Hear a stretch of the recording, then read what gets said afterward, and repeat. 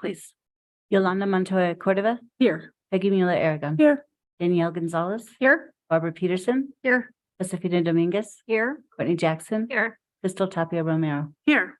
Our first item for consideration and action is adoption of the May 24th, 2023 Finance Committee meeting agenda and approval of the April 26th, 2023 Finance Committee meeting minutes. And before we proceed, Board Member Jackson.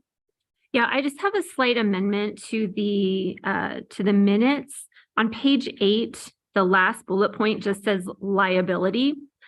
I think that probably needs to be expanded a little bit because I'm not sure the public would know what just liability means. So if we can expand it to say liability of the district for the purchase of this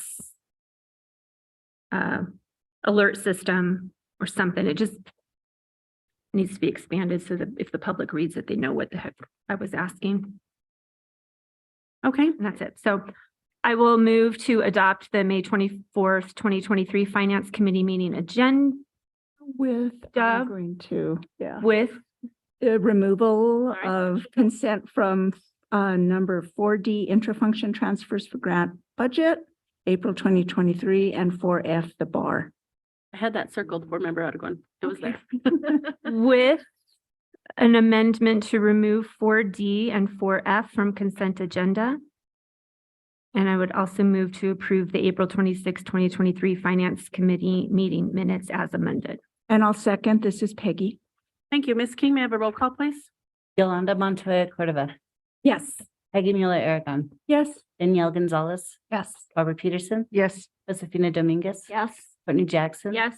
Crystal Tapia Romero. Yes. So our next item for consideration and action is consideration for approval of May 24th finance items on consent agenda minus items 4D and F. If I could have a motion, please. I'll move for approval of the May 24th Finance Committee meeting consent agenda items with the exception of 4D and 4F. I'll second. Yolanda? Ms. King, may I have a roll call, please? Yolanda Montoya Cordova, Yes. Peggy Mueller Aragon, Yes. Danielle Gonzalez, Yes. Barbara Peterson, Yes. Josefina Dominguez, Yes. Courtney Jackson, Yes. Crystal Tapia Romero. Yes. So our next item for consideration and action is item D, which is consideration for approval of intra-function transfers for grant budget for the month of April 2023. This is a discussion action item, and I'll turn it over to Board Member Mueller Aragon for her questions. Okay, and my apologies, Ms. Papadaka, that I didn't get these in last Tuesday, whenever I had to have them in by, my best friend passed away, and so it's been a very hard week, so, my apologies. So I don't know if you did get the questions and if you have the answers to them or not. And if you don't have the answers, there's not a reason for me to go through them. So. Board Member Mueller Aragon, I would like to defer this question to Executive Director of Curriculum and Instruction, Joyce Gormley, to provide an update on the data. Okay, thank Thank you. you.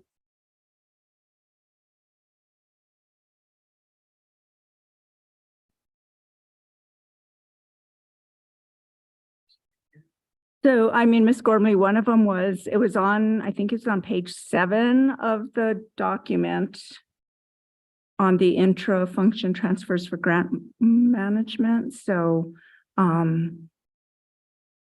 my question was just about the grading, the $954,000 that was going to grading for equity. And so my question was, how many schools are participating? How many teachers are participating, and any results that you have of survey from parents, students, and teachers that they may have completed in support of the grading for equity? And then what, if you did do a survey, what do the gifted AP students and their families and teachers think of this type of grading? So those are my questions. Board President Montoya Cordova, Superintendent Elder, and board members. I'm sorry, I'm just now seeing these, so I'll try to be as thorough and accurate as I can be. The initial pilot could could accommodate 100 teachers with the amount of support we have at the district in my department. We felt like 100 teachers was about the most we can accommodate in the initial pilot. But we had such a huge response from teachers interested in either learning more, participating in book studies, or participating in their own small group, that what we've done is we've extended, we're purchasing books and we'll lead book studies for people who aren't in that 100 pilot. We're also, there's an online course that's $150 that we're going to offer up to, I think we can offer it up to 150 teachers to take a course. And it's $150 per teacher.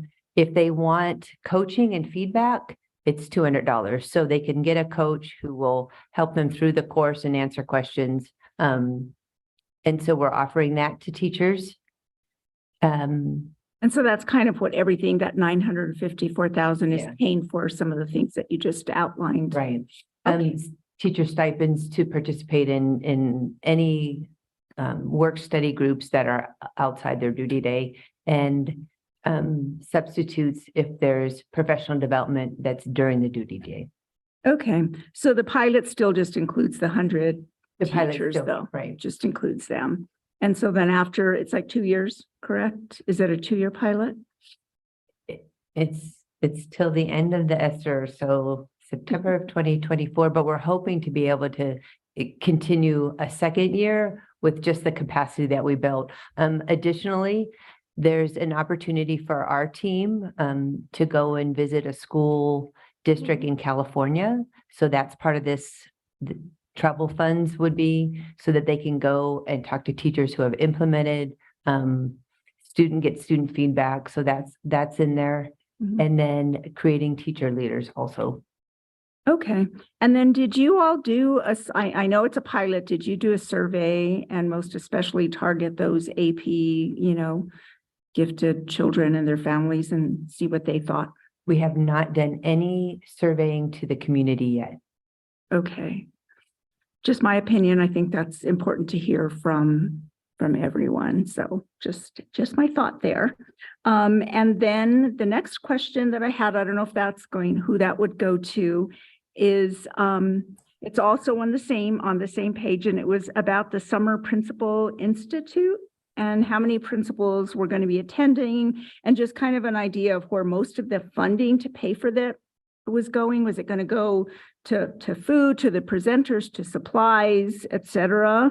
So they used to call it SpyCon. SpyCon is paid out Title II funds the ALL program, and part of what the ALL program does is they put on this Summer Principal Institute. I guess there's the SPY and SpyCon, and I know that they have guest presenters. They buy books. So they do not buy food, that I know for sure, because you can't buy food with Title II, but I have not seen the breakdown of the budget. I know that their budget for SpyCon in the past has been about $60,000. I believe that this year it's coming out of ESSER's, and that's why I haven't seen the breakdown of the budget for SpyCon. Okay, if you could just give me, whenever you get a chance, if you can just get that kind of a breakdown of where where that was going, that'd be helpful. Okay, and then I think it was on page 9 of the document. I think it was about the financial literacy class. Budgeting for a financial literacy class that will be offered for our Title I McKinney-Vento FSP families twice a week. So do you have an idea of how many staff are going to be required to teach that class?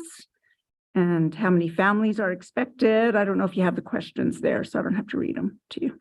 I do have the questions. That is funded out of Title I, and I don't oversee Title I. I apologize. So I have no information on that course. I was like, yep, it's Title I.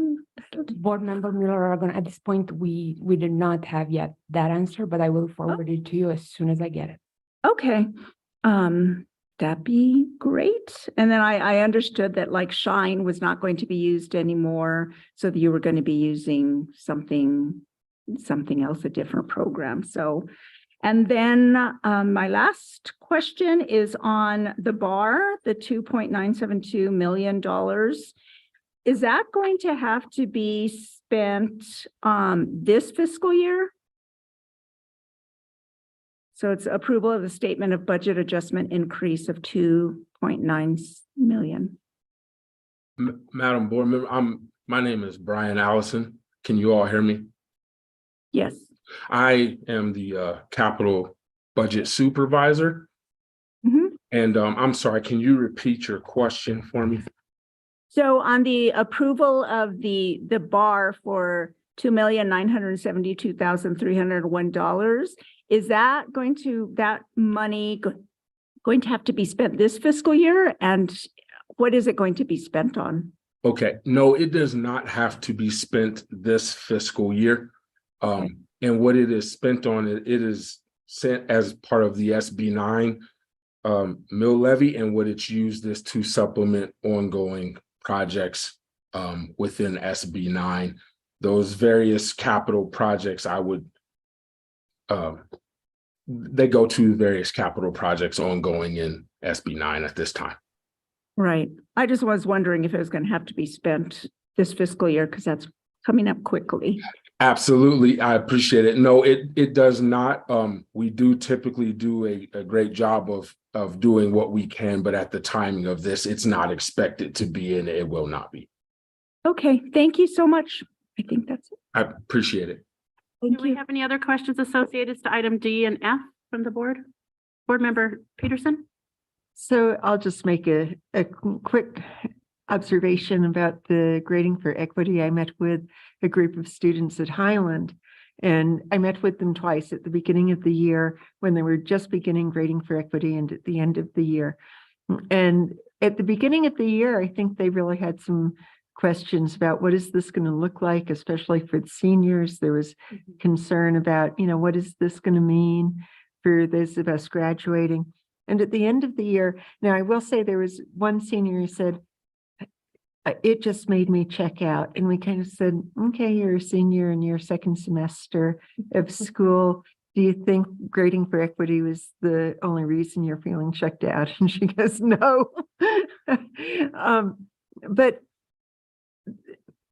several students said that it really changed their relationship with their instructor, that over the course of the year, they really found a different kind of interaction and feedback with their teachers who were using grading for equity.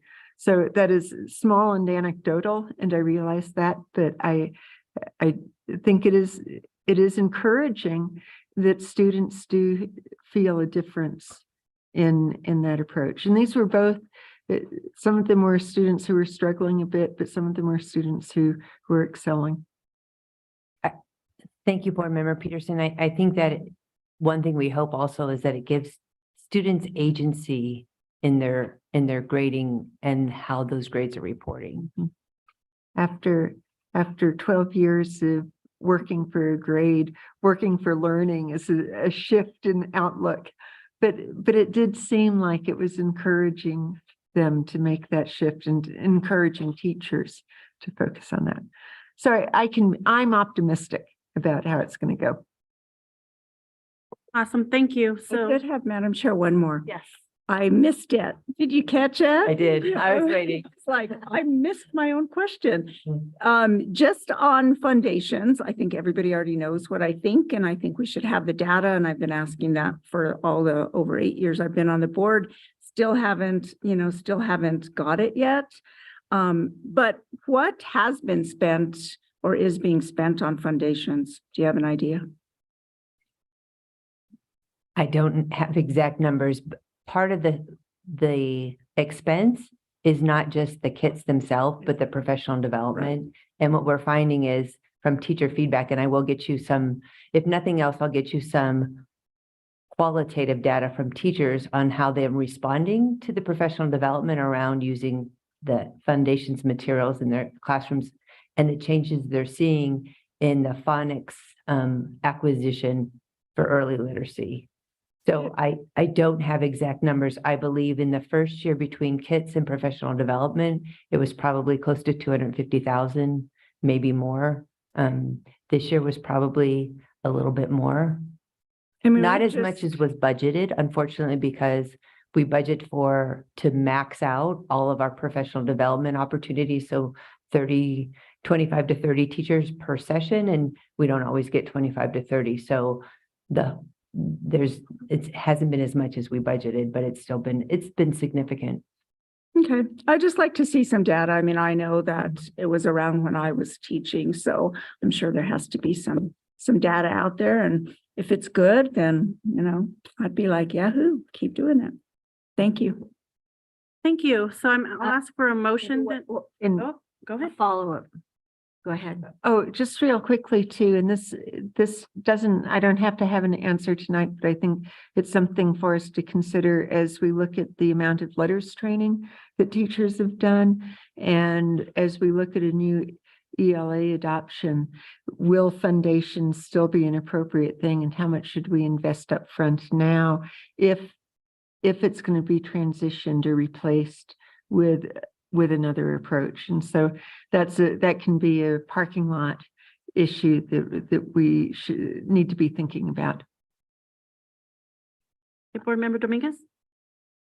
Well, and I don't know anything about foundations or letters, but it seems to me that with student outcomes focused governance, that is where we're headed. What are the strategies and what are effective strategies? And it seems to me that we've had some strategies in place for a very, very long time.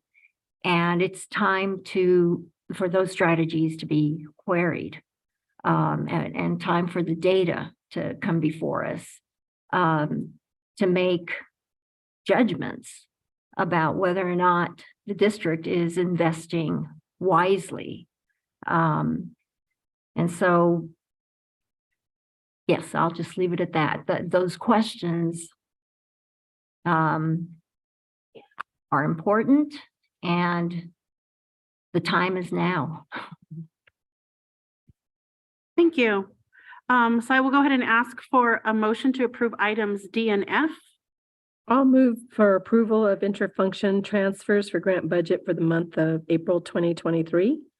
And do you want me to do both at the same time? And approval of statement of budget adjustment increase the bar of $2,972,301. I'm going to pause you. You want me to go Board Member one? Miller to go in blank. Yes, separate. Yes. Okay, so I'll do consideration. Sorry. Okay, so approval for the interfunction transfers for the grant budget for the month of April 2023. We have a second? I'll second. This is Barbara. Ms. King, may I have a roll call, please? Yolanda Montoya Cordova, Yes. Peggy Mueller Aragon, No, just because I just don't have all the information, but thank you. Danielle Gonzalez. Yes. Barbara Peterson, Yes. Josefina Dominguez, Yes, with reservations for the reasons that board member Muller Aragon just stated. Courtney Jackson, Yes. Crystal Tapia Romero. Yes. Now ask for a motion for item F, consideration for approval of statement budget adjustment increase of $2,972,301. I'll approve a statement of, I'll move to approve a statement of budget adjustment, increase the bar of $2,972,301. I'll second. This is Peggy. Thank you, Ms. King. May I have a roll call? Yolanda Montoya Cordova, Yes. Peggy Mueller Aragon, Yes. Danielle Gonzalez, Yes. Barbara Peterson, Yes. Josefina Dominguez, Yes. Courtney Jackson, Yes. Crystal Tapia Romero. Yes. So our next item for consideration and action is item VA. Consideration for approval of the proposed Albuquerque Public Schools budget for fiscal year 2024, including charter school budgets. This is a discussion action item, and we have Ms. Rosalinda Montoya, our Executive Director of Budget and Strategic Planning. You have the floor. Thank you. Committee Chair Crystal Tapia Romero, Board President Yolanda Montoya Cordova, board members, and Superintendent Elder. Thank you for this opportunity to present to you the APS fiscal year 2024 budget. I want to thank Ms. Montoya and Ms. Hicks and the rest of the budget staff for their hard work compiling this complex budget. Additionally, thank you to Superintendent Elder for his leadership, and thank you to the board for providing us guidance and feedback on our previous monthly presentations. It was very helpful in putting this presentation together. The budget team and I and extended team are all here to share with you the budget that we have put together that focuses on board goals and guardrails. I'm going to give it over to Ms. Montoya. Thank you. Madam Chair, board members, Superintendent Elder.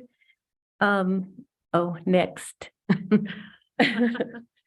Oh, I went too many, but there we go. So in this presentation, we will review our year-round process, our FY24 budget process and timeline, our enrollment decline, SCG funding from FY14 through FY24, FY23 and FY24 SCG 910B5 comparison, FY24 revenue and expenditures without our reserve, and FY24 revenue and expenditures with the reserve, our FY23 initial, and our FY23 adjusted budget versus our FY24 budget comparison, where the increases are in our expenditures, the amount of budget spent directly on board goals, examples of goal-related programs, APS charter school enrollment and SEG comparison, and the Albuquerque Public Schools 2023-2024 budget resolution. Next. And this is our year-round budget, and May is the month of approvals. Next. In our planning process timeline, we have uploaded our operational, our grant and capital budgets into Lawson, which is our financial system. And we are formatting the data to upload into PED's operating budget management system, which I'll be referring to as OBMS. We had our ERS, student-based budgeting project kickoff meeting, as well as meetings with cabinet members and other stakeholders yesterday, today, and some more tomorrow. And we are presenting our proposed budget tonight for board approval. Once we receive that approval, we will post those budgets into OBMS so that PED can begin their review of our budget to ensure that we have included all the legislated items in our budget. And this review process usually takes a full month. Once we receive PED's approval, our budget is posted so that the budget is ready to use on July 1, 2023. Next. So we've seen this a few times in our prior presentations, but I just want to continue to show the decrease in our enrollment because I feel that it's important since the state funds us on enrollment. So our funded enrollment is based on prior year average of 80 and 120 day student counts. And for every student in declined enrollment, APS's financial loss is around $11,000 in operational dollars. The next slide shows the SEG funding in dollars that we have received from fiscal year 15 through fiscal year 24. In the years from FY15 to FY19, we see our revenue was fairly flat. We then saw a jump in FY20 and a flattening in FY21 and FY22. Then we see in FY23 and 24 an increase again, and this was due to the unit value increases that we have received. And we believe that we will once again start to see that flattening in fiscal years fiscal years 25 through 28, like we saw in FY15 through 19. We project that our unit value will continue to increase, but because our enrollment is projected to continue decreasing, the revenue will more than likely stay flat. So in the next 8 slides, we will be presenting to you data through many numbers and percentages. This next slide is our SEG comparison for FY '23 and FY '24. In the first section, you see all the items that are included in the SEG and therefore affect the SEG. In the second section, you have the units that were generated from our enrollment for each of the items in section 1, followed by what translates into the dollars for APS. Each of the items in section 1 have a factor assigned to them, and that factor is multiplied by the enrollment in those programs to get those generated units. In the third section, we have the same information for FY '24, both in units generated and dollars received. And in the fourth section, you see the variance in units and in dollars for each of the items. And at the bottom, we see how these all contribute to the final units that turn into our revenue as our SEG. FY '24's increase over FY '23 final SEG, which occurred in April of 2023, is 12.3% or $99.1 million in an increase. So although our units decreased, our funding increased due to the unit value increasing from the 5,522 to 6,241. And in those variances, it's kind of interesting to see like the units generated can go down, but yet the money can go up. And so that all has to do with the factors being applied to the units. Next, on the next slide, it shows our FY '24 operational budget summary without our reserve. Our total resources available to budget in our operational fund came to $923.8 million, and our expenditures came to $928.3 million, leaving us with a deficit of $4.5 million. This deficit, we believe, is manageable as it can be covered by potential vacancy savings, a possible increase in unit value, which may occur again as it did this year. And if neither of those materialize, then we will dip into our reserve. Next. In our next slide, we see the budget summary with our reserve, showing that even if we did have to eat into our reserves, we will still be in accordance with APS's procedural directive of having a minimum of 5% in our reserve, ending with a balanced budget. The next slide is a comparison of the district's FY '23 budget compared to FY '24's projected budget. Our initial budget in FY '23 began with a $10.3 million deficit, and after that adjusted unit value, we ended up the year with a fully balanced budget, which you see in that middle column. Let's see. In FY '24, we are starting the year cutting that deficit to the manageable $4.5 million. And then that last column with the percent change shows our revenues have increased by 12%, but our projected expenses have also increased, but by 13%. So as we continue to move forward in FY '24, we will work hard to bridge that gap between our revenues and expenditures, and we'll keep you updated on the progress through continued budget updates throughout the year. This next slide shows how that 12% increase of $99.1 million was distributed.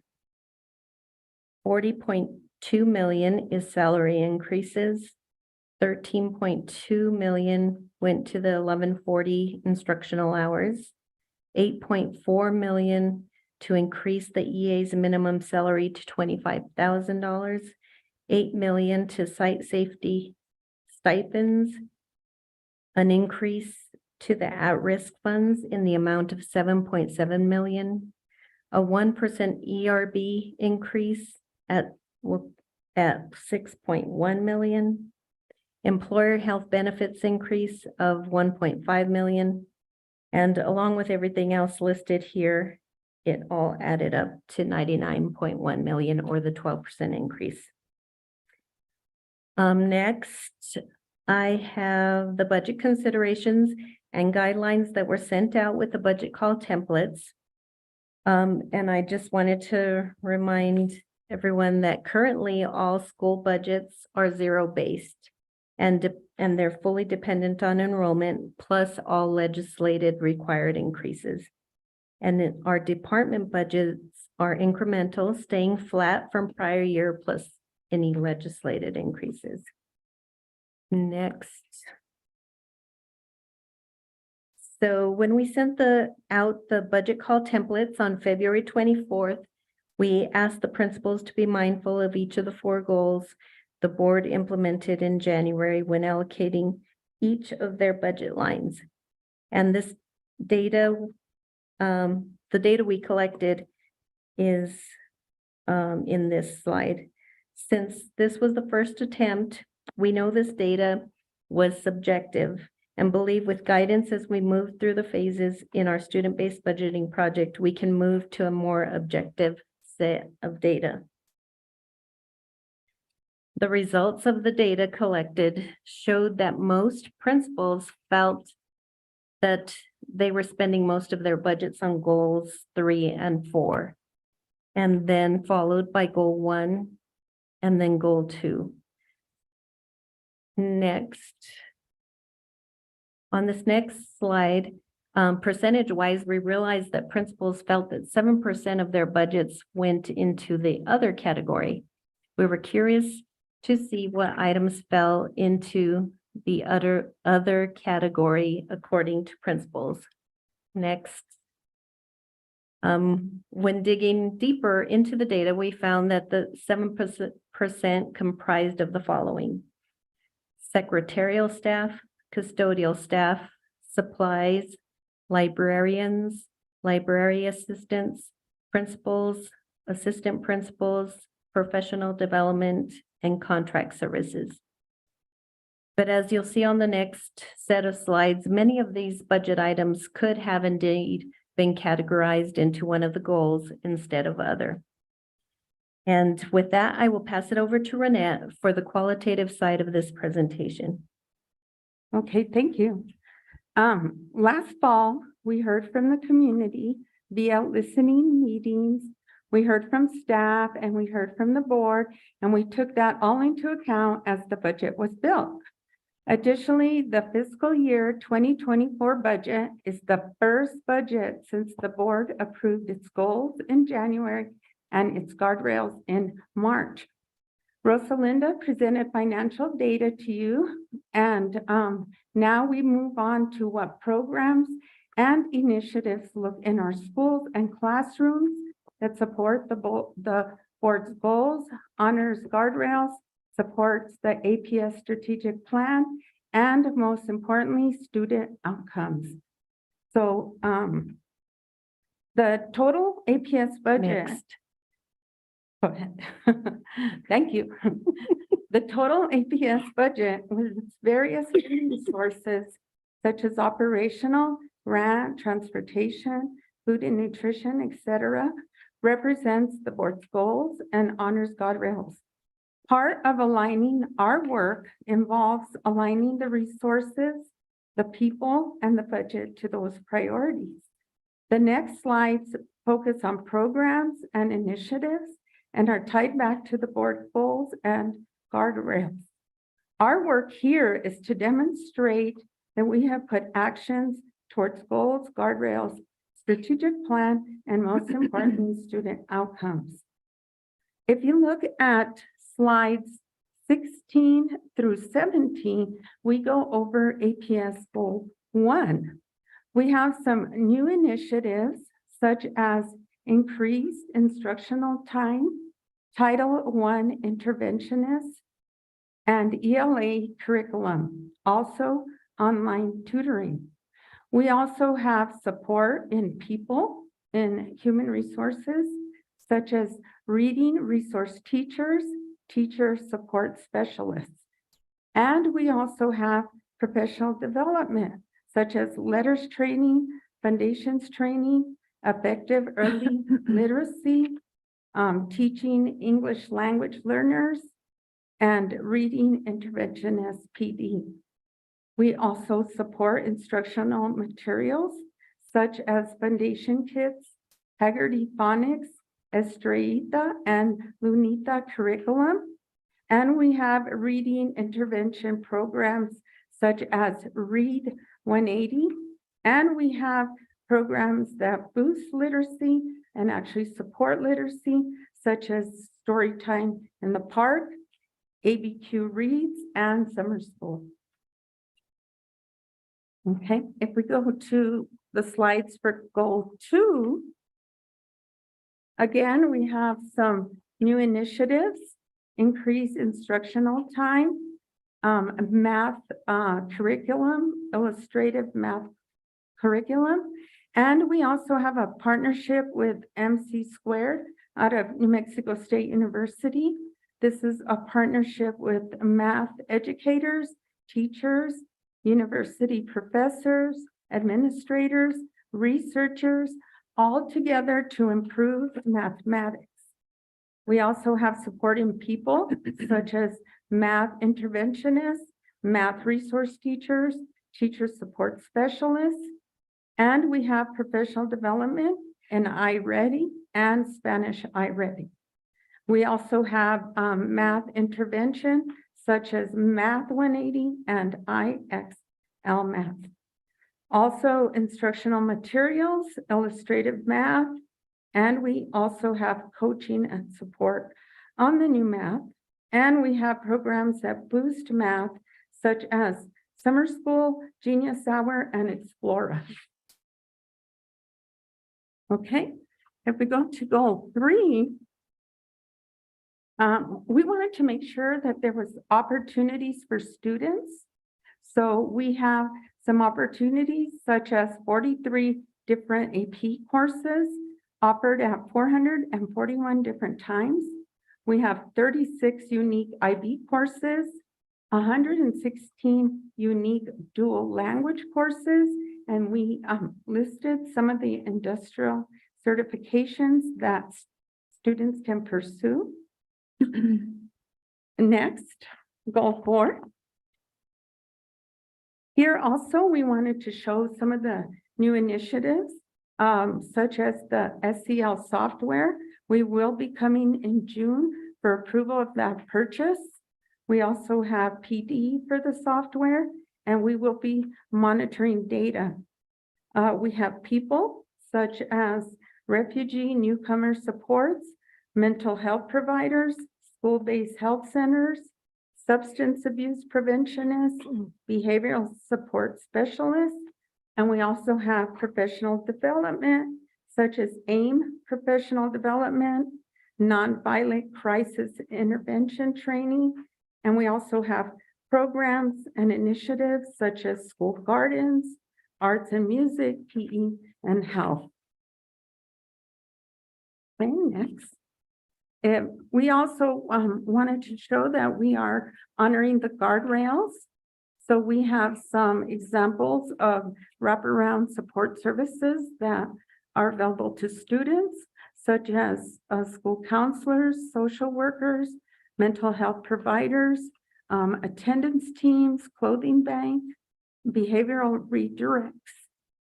And then next, in APS Guardrail 2, we do have equity. As Rosalinda said, we are working with student-based budgeting, and we have been meeting with ERS. We also had as at-risk funding. We also have expansion of art and music. And then if we go to Guardrail 3, next, we have high-quality curriculum and instruction. We had 2 adoptions of Odell ELA curriculum, also of illustrative math instruction materials. Next, and we want to make sure that we have voice and engagement. Here's some examples of some of the organizations. The Yazzie Martinez Council, the Indian Ed Family Council, Special Ed Family Council. We also had the listening community groups, and we had community representation in the strategic plan. And next, if you go to APS Guardrail Staff Support, we also had staff included in the instructional material adoption, in the calendar committee, and several advisory staff groups. This budget takes a big step forward in aligning our work, our resources, our people to the board goals, honoring and supporting APS strategic plan, also the guardrails, and most importantly, student outcomes. At this time, I'm going to hand it back to Ms. Montoya to complete our presentation. Thanks, Renette, for all those examples. So on the next slide, we have the New Mexico State Statute for Charter School Budget Submission. And I'm not going to read through that, but just have it there for your reference. And what this states is that charter schools have to submit their budgets along with ours. And next is the summary of that information. So in the first section, you'll see all the lists of the names of each of the charter schools and the FY23 operational SEG revenue compared to their FY24 operational SEG.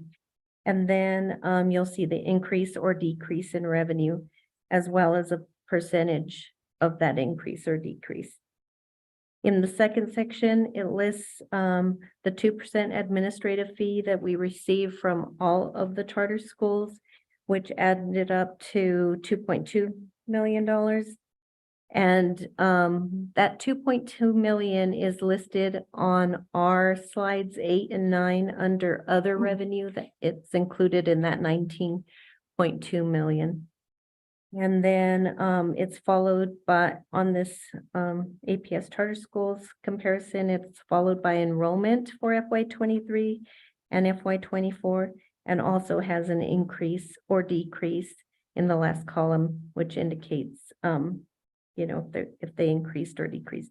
And then the last portion just shows their school calendar, and the little orange highlights, it's for Vos Collegiate, who is currently working with the state regarding a waiver for their FY24 school calendar. And then the next slide is a representation of all the funds, including the reserve. The total budget for Albuquerque Public Schools, all funding sources, is $2,163,645,482. The biggest piece of the pie, of course, is the operational fund at 989 million, or 46% of the pie, and followed by capital funds at 537 million, which is 25% of the funds. And then the federal funds come in at 304 million, with 14% of the funds. And that the federal funds include the ESSER funds. And then so on, there's all, you know, the smaller portions, including food services and so on. And then on the next slide,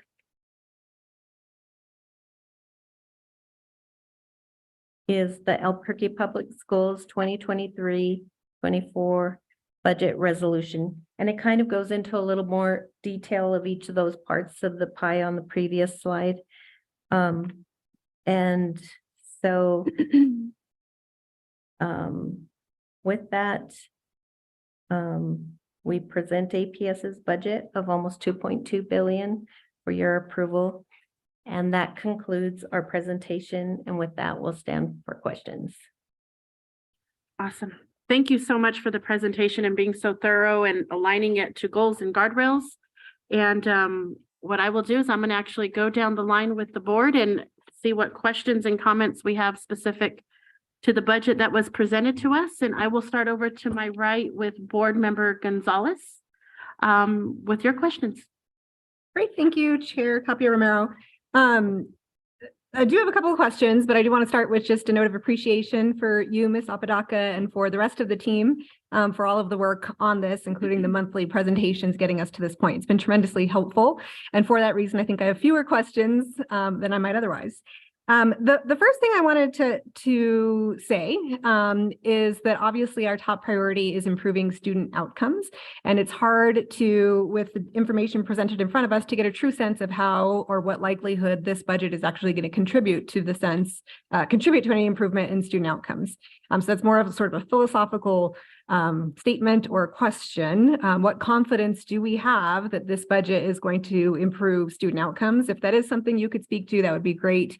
If not, I would request that we revisit the budget once we do have the latest test scores, so we can consider the budget in light of that new data that we have. But before I move to my first question, I do want to see if there is any response to the question around connection between this proposed budget and student outcomes.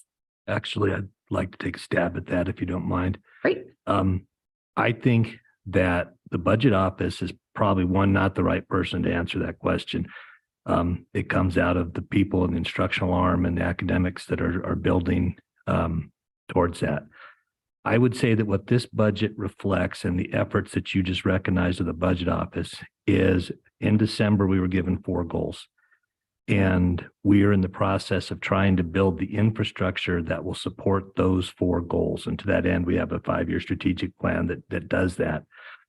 I think this budget is more aligned to that work than it would have been a year ago. Well, we didn't have the goals a year ago, but it's definitely more aligned to the work that this board has set as a vision. I will say, you may notice that there's a group of people sitting in the back. That's the consultant company. I recognized you. I didn't forget you. This is the consultant company. They come in this week. We've had our first round of meetings with them.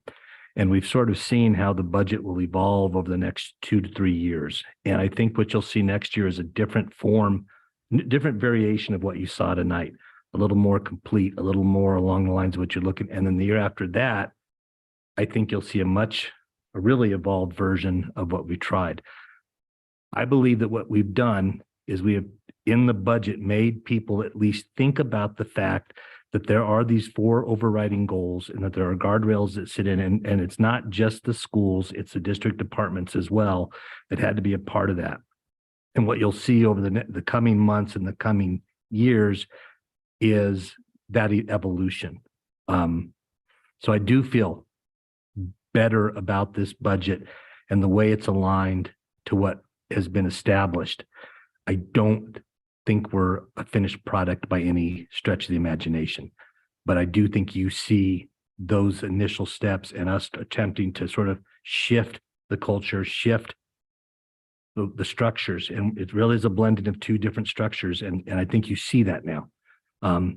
Not there yet. But a step in the right direction. I can only think I hope so. Because I hope so. yeah, I know. But I do, we have the goals. People responded to that. These guys killed themselves to collect information, to collect evidence, if you would, of what we're trying to do.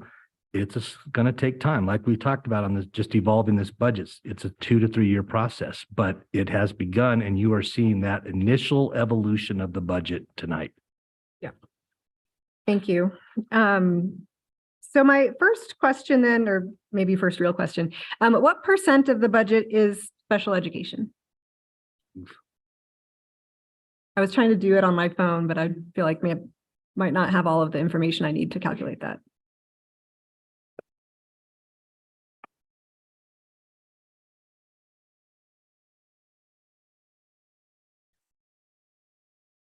We're calculating it real quick. Okay.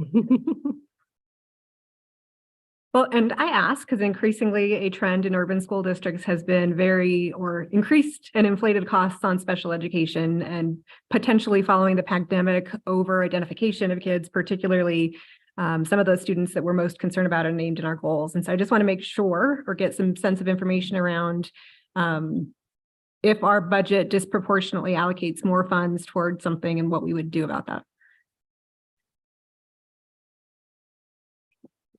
Well, approximately 11% of our budget is for special ed. I'm sorry, when we were calculating, well, you asked the second portion of. Oh, I was just explaining why I was asking. Oh, okay. Yeah. That's great. Okay, thank you. On the budget presentation on slide 20 is information about goal 3.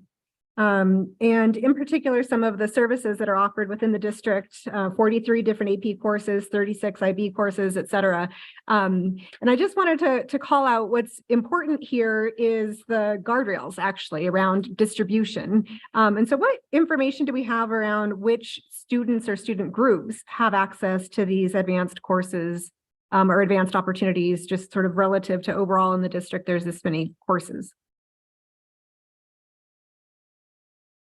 So Madam Chair and Board Member Gonzalez, I think like Superintendent Elder stated that the entire focus of our district from the board to all the way to families is now going to be focused on these goals and how we achieve these goals. And so it's a lot of alignment, realignment, shifts in mindset.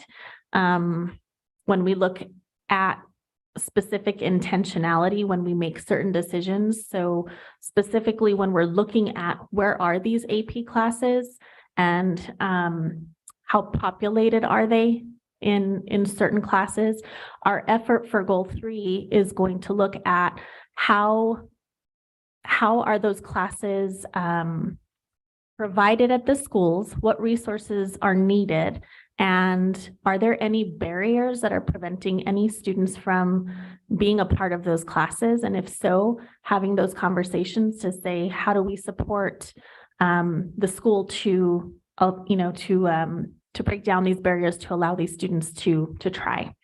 And so with that, it's looking, this lens has created an opportunity for us to hone in on what do those AP classes, where are they and where do they need to grow? So that would be the next steps, is just that assessment and then intentional building of program wherever we see there's deficit. And Board Member Gonzalez, just to your point, for example, the IB courses are only offered at Sandia High School because they're the only IB certified school at the high school for APS. The AP courses obviously are going to be differing across the city based on enrollment. So we are trying to look at models of how can we, if you don't have enough kids to make a class at one school, could they somehow hybrid into another school's course and take it? Those are some infrastructure things that we've still got to figure out. But I will tell you, for example, in the dual language classes, the Navajo, the Chinese, and actually the German are all offered at CEC. So those high school students could, if they chose to take those classes, could take them. So it's going to be a combination of things like utilizing hubs courses. And it's probably going to take us a little bit of time to get that worked out. But that's exactly why we put this in here and anticipated that question, because we recognize it's a difficult distribution based on student population who's taken it. And we continue to explore different ideas. We recently had a discussion with Dallas ISD about their the way they do their honors programs. And in the past, you had to opt in. Well, Dallas says if you get a certain score on their entrance exam, then you have to opt out. And it's done some remarkable things, especially with children of color that traditionally don't opt into those classes. Now they have to get out, and well, they don't. And over a couple of years, they've seen some real interesting results. So that's something else we're starting to explore, see how we could possibly do that. Yeah, that's great. Thank you. And I guess my concern is about, is it the tail wagging the dog in terms of courses are offered in certain communities because there are certain students who will take them, versus a frame of mind that we offer all courses in all communities because we want to offer opportunities to all students. So I appreciate the efforts to think through how we analyze where those courses are and how we use more innovative approaches, including in terms of screening and gatekeeping to help expand that population. And I think I wanted to come back to my biggest concern from the budget approval process last year was largely around implications of the budget on the Yazzie Martinez identified students and African-American students. And that's still not information that we have. I know last year we went through a whole process to try to figure out which programs were offered at which schools and which programs were getting cut at which schools. And so I know that we don't have the most precise data systems yet, but just a plug, that I hope that we get that information, because if we are going to be able to meet our goals, we need far more precise data around how we're serving those students than we are currently getting. That's commentary, not question. My last question was related to Goal 4. And the offerings, programs, initiatives that I see listed on the slides for Goal 4. I guess I'm pretty concerned about this because as I read Goal 4, increase the percentage of students who demonstrate the skills, mindsets, and habits most aligned to life success, perseverance, self-regulation, self-efficacy, and social awareness. Not make our students feel safer, make them feel happier, make them feel whatever. I did want a goal related to school climate, but we have a goal related on some of these habits and mindsets. And so there's no correlation between any of these types of programs and actually improving, for example, school gardens. Do we know that that contributes to an increase in self-regulation? No, but we do know that focus on productive struggle in math might help.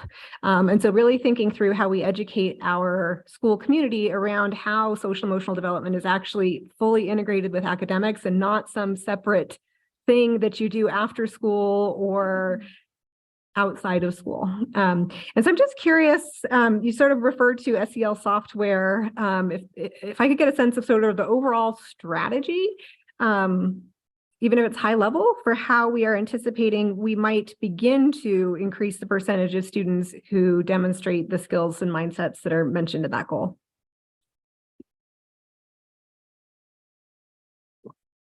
Madam Chair and Board Member Gonzalez, I know that in looking at the specific language within the goal, I think it's important for us to realize that school culture has a lot to do with it.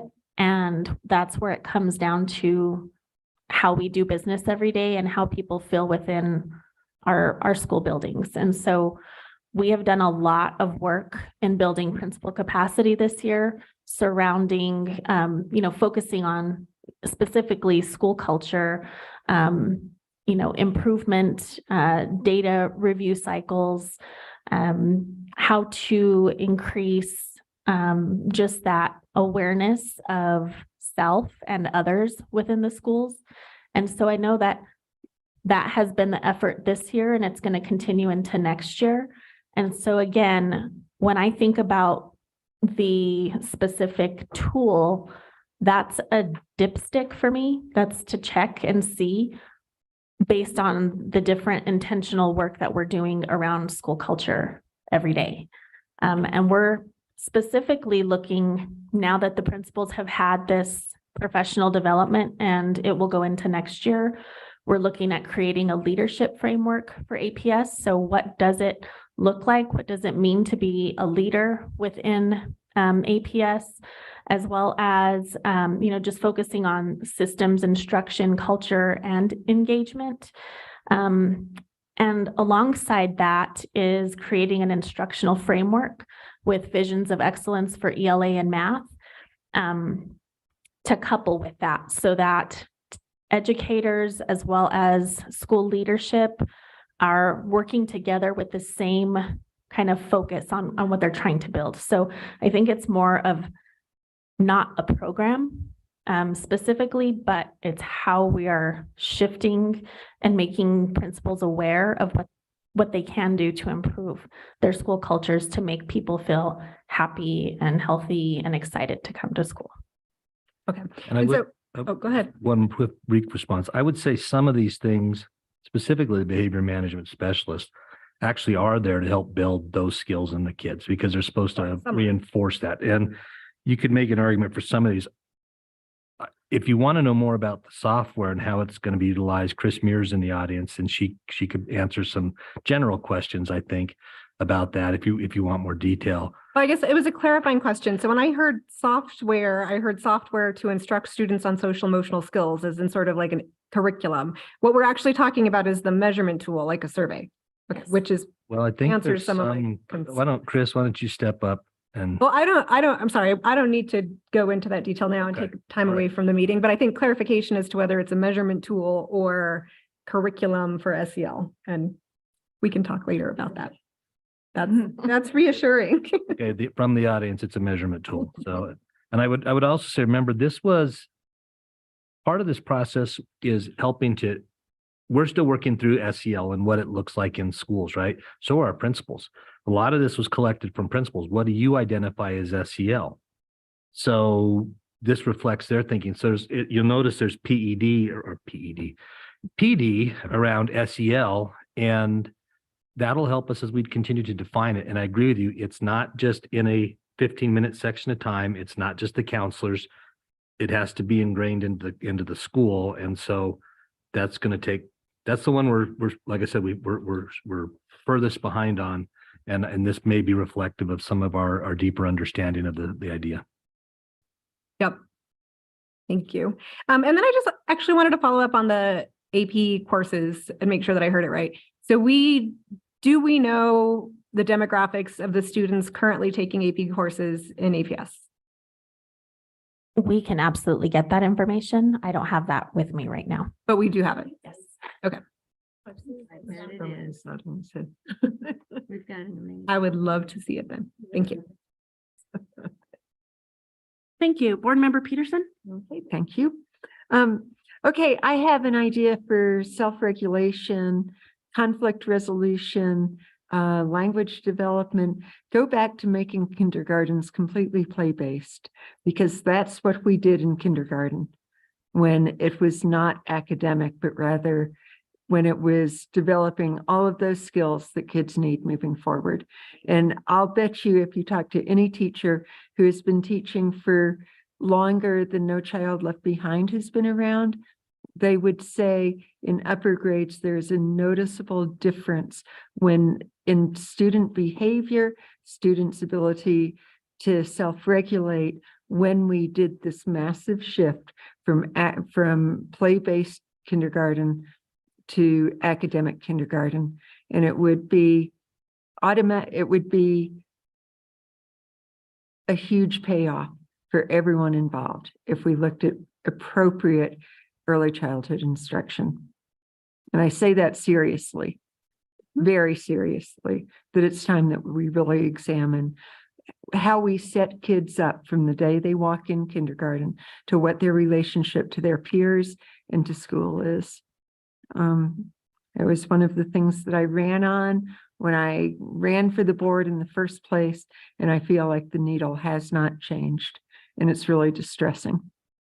And I know the pressure comes from other places, but Board Member Mueller-Aragon and Tapia Romero, I see nodding heads. Okay, a couple of things just observationally. I think it's good for the community to realize, like back on page 6, when we see that gigantic increase in funding, that was all tied to salary. None of that was discretionary. None of that was addressing program needs, personnel needs. It was all tied to salary, and that's really continued. I did a quick calculation with the 99.1 million in areas of increase, and 71.5 of that is strictly mandated. And the other 27.6 million is stuff we've got to do. We've got to pay the utility bills and instructional materials. So I think it's just good for people to realize that we have constraints that are mandated. So one quick question on page 7, the number 7 size adjustment, was that the hold harmless money for decrease in, what was that size adjustment number since it's flat, since it's zeroed out for this coming year? Board Member Peterson, thank you for the question. The size adjustment it's the piece of the SEG formula that went away. This was for high schools below 400 and elementary schools below 200. Thank you. And that impacted charters too, right? Okay. My big concern, I mean, there's always something that makes me wake up in the middle of the night. All year long, always for something that's happening on the board. But the thing that woke me up this week is realizing what a bind we are on or in for elementary school teachers. I mean, there's never been parity for prep time between elementary, middle school, and high school. And it has always been problematic. And I know that there's a set aside amount for coverage of student safety. I know that's been put aside for stipends and the additional amounts to make sure there's coverage for getting kids on the bus and meeting them before school and all of that stuff. But that does not do anything for a teacher's need to set up a classroom. And I mean, even when it was pitiful in the past, it was 15 minutes on one end of the day, maybe, and maybe 10 minutes on the other end of the day for those kinds of prep times. But I just see a huge, huge, huge deficit in teachers' ability. I love the full days for collaboration planning. Those are going to be, I think, used really well, or potentially can be used really well, and let grade levels and departments really delve into some good collaboration. But that's not how we give students feedback. It's not how we give ourselves feedback about how they're progressing. And it's not how we set up classrooms and make lesson plans and all those things. And I'm just wondering if there's anything that you see in the budget that's going to help. And an ancillary question with this year, is my understanding right that this coming year we can cover the top schools, but that money will completely go away? So the schools that's really worked well for, unless there's additional funding, we can't continue that. So I'll stop and listen. Madam Chair and Board Member Peterson, yes, so the top schools and the 8-hour pilot schools will be in place for one more year because they're being funded through ESSER. Mm-hmm. And is there any thinking about how we address the day in, day out planning and prep time needs for elementary school teachers?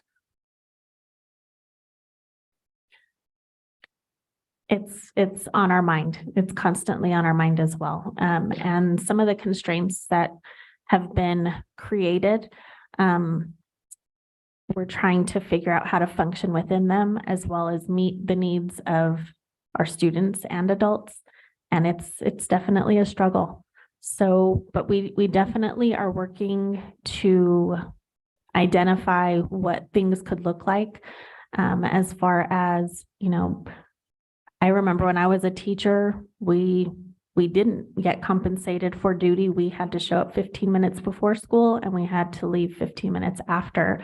And that was just part of our contract. And so this has really been quite a lift to try to figure out how to do that with a very tight budget. And it does. It looks like, oh my gosh, we're getting, an influx of revenue, and it is tied up in salaries and benefits. And so we're trying to figure out how to function, how to give teachers time. But again, there's certain things that have to be done during the school day. And it's a very difficult balance. Yeah, it is, and it's going to impact students. Do we have any idea of class sizes for next year? Will it just be more of the same? Is there, because what I think about in regards to, for instance, our special ed population, when that tier 1 instruction and tier 2 instruction inside the classroom really hits the mark, then there's much less need for those referrals.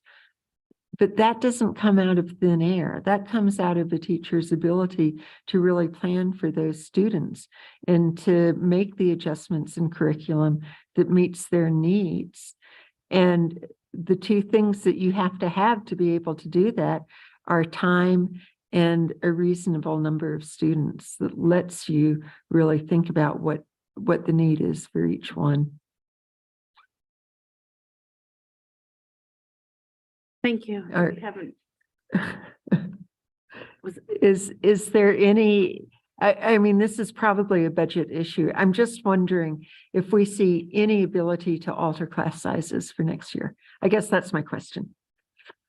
Not in the current budget. And not in the current Mhm. budget for projections. Mhm. So That's just the reality of what we're doing. I understand that.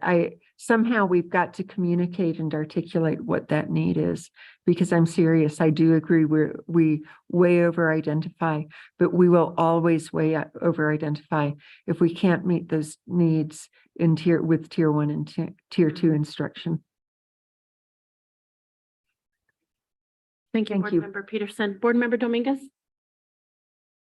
I had several questions, but I'm going to start with, go backwards. I was taking notes, and Dr. Segura, when you were talking about school culture and the strategies that you're using to address school culture, you mentioned a leadership framework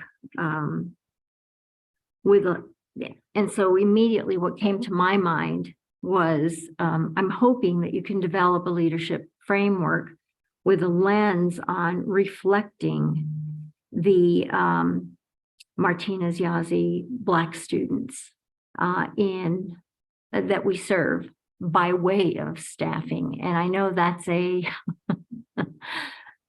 that's an ever difficult, that's a challenge. But I'm wondering if that's part of that strategy, if there are discussions happening around that. With the leadership framework, we're looking holistically how it embeds the multiple components of the different competencies of leadership within a school.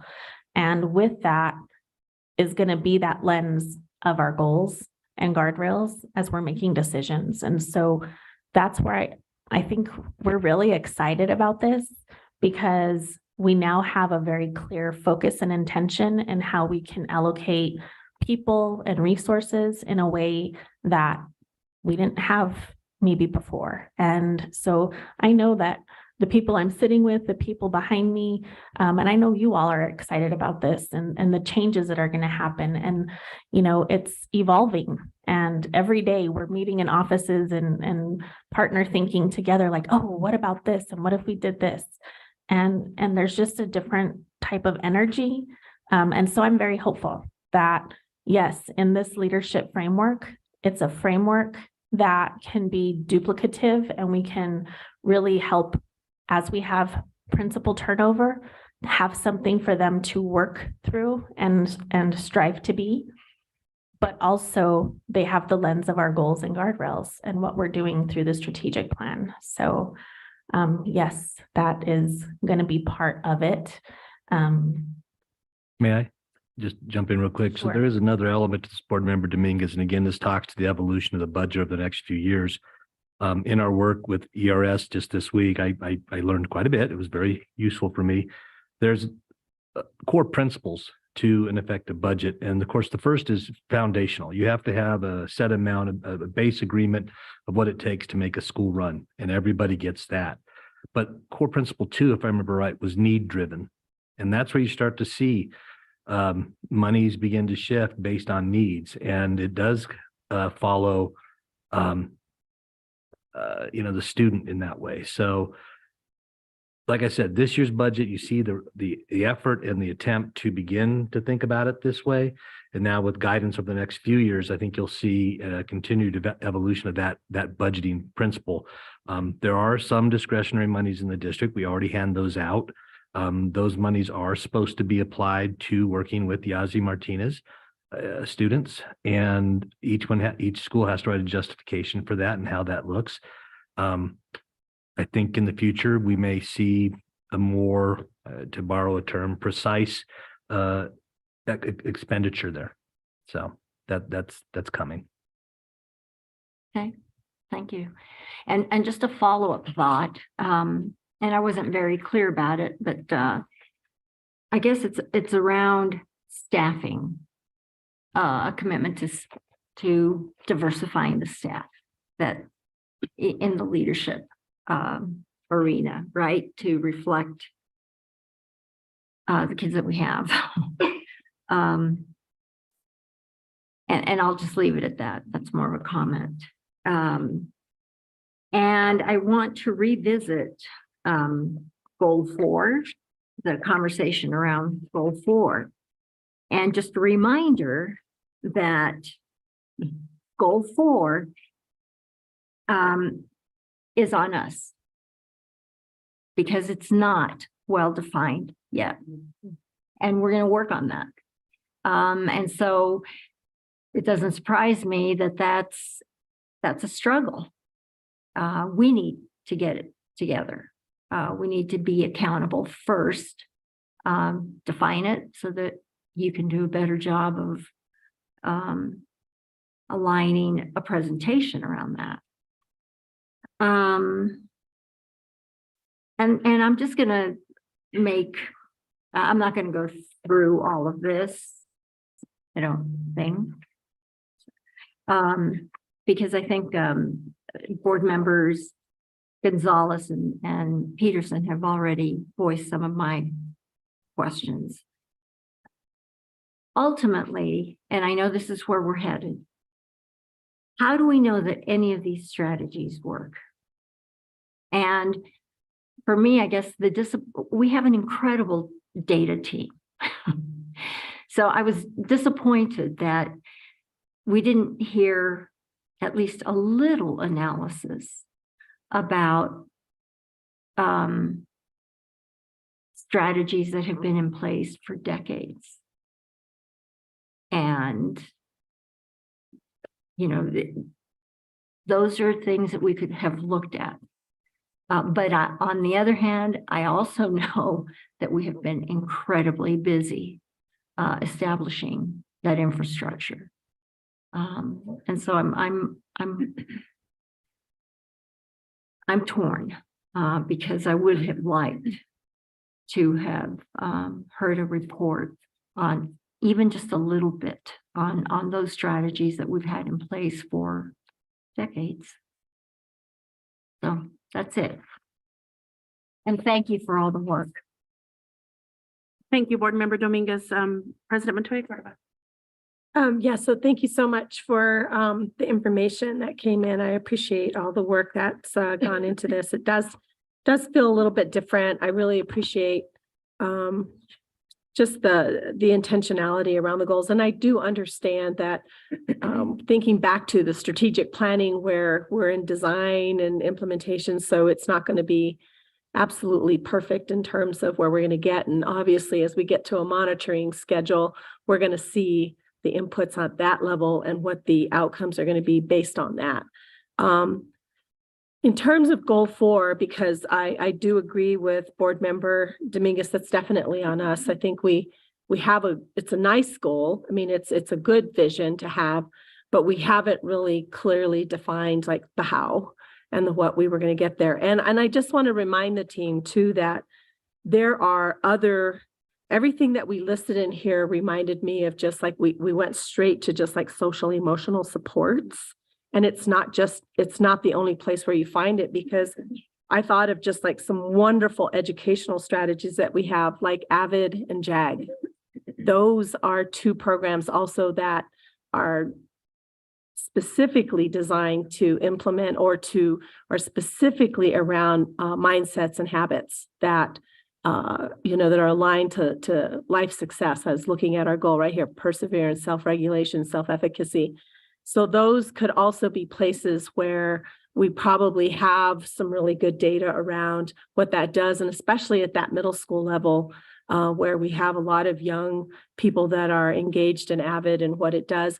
But, how wonderful is it if an entire school campus was an AVID campus, right? Because I think it does have an opportunity to do that. So I do want to say I'm not surprised that there was struggle with this, because when I saw this list, I also was like,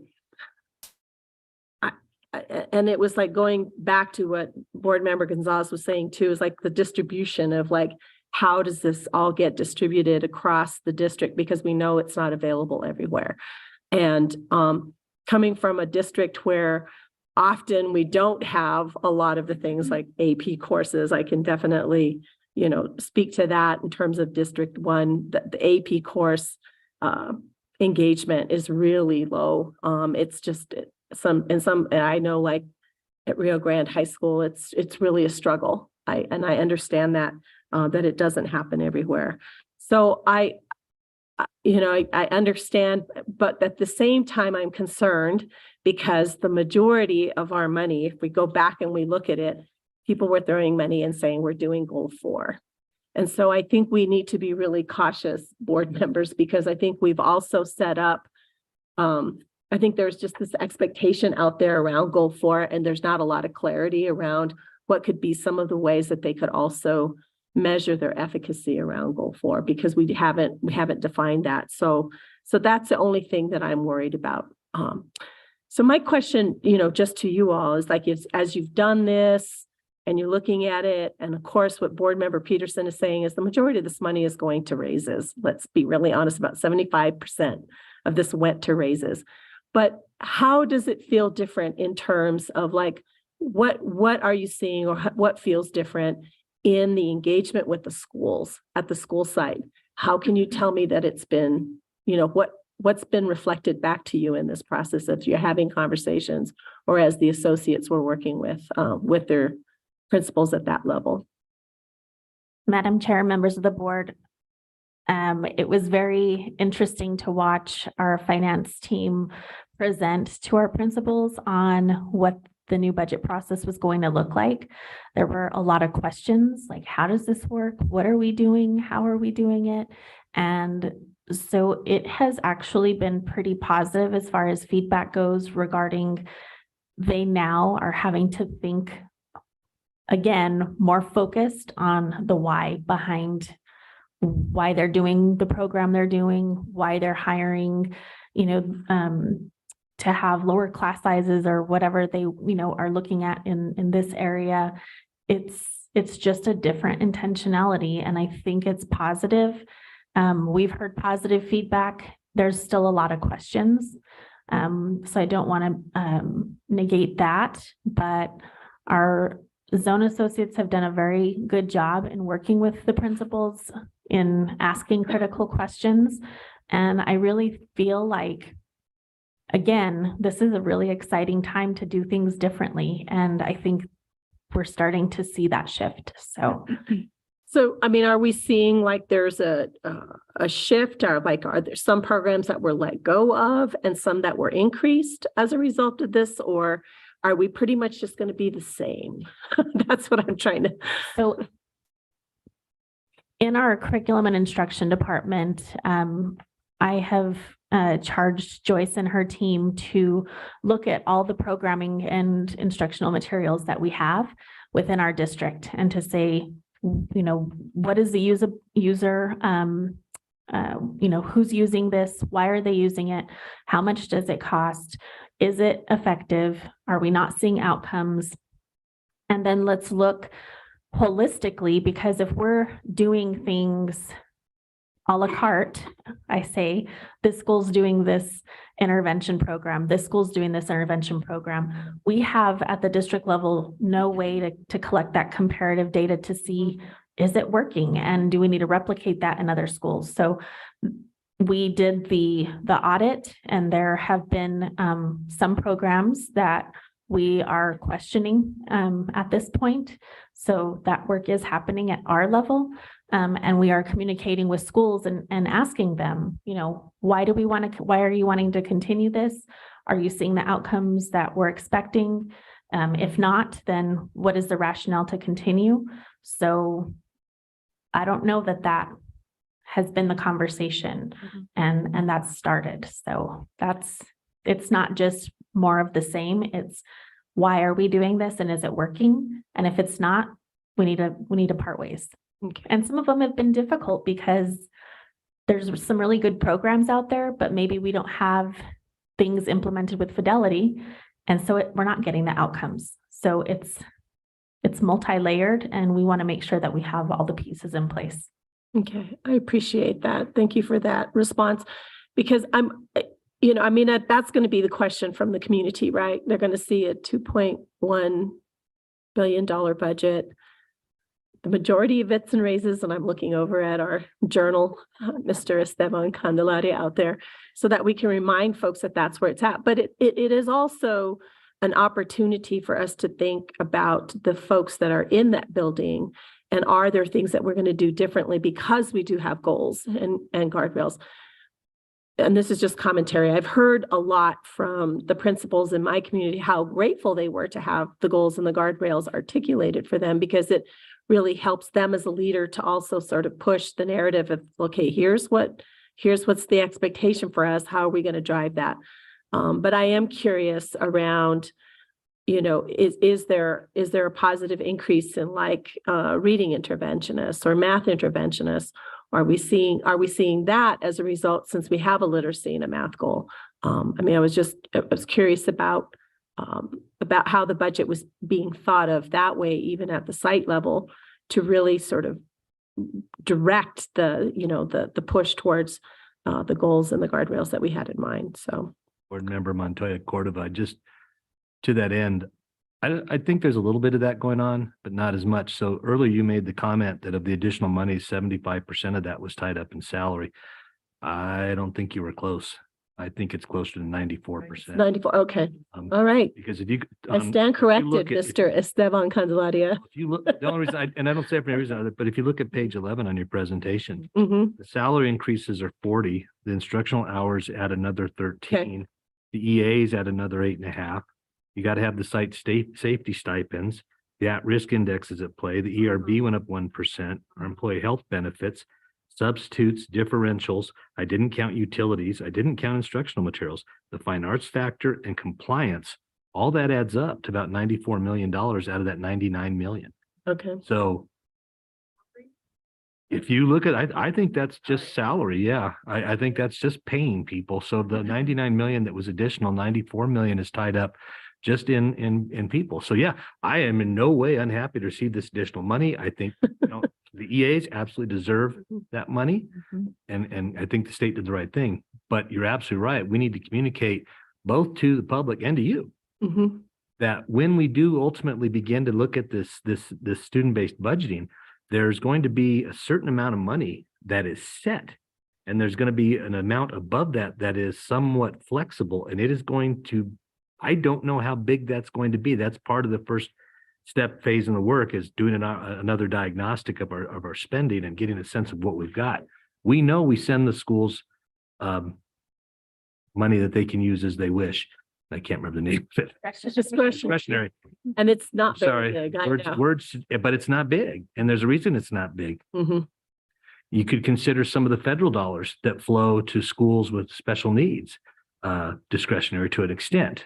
And so there are areas where we're able to do reading interventions and different programs. But again, A lot of that is limited. And remember, those federal dollars shrunk a little bit because our enrollment shrunk. And they had to meet all the state requirements for these salary increases. So they had to pay their people more. Oh, they do. So there was less money to flow around on the federal side. So And I just had one last question is on that special ed spend that you had said that it was 11%. Is that flat from last year or is it pretty much similar to what we've been spending?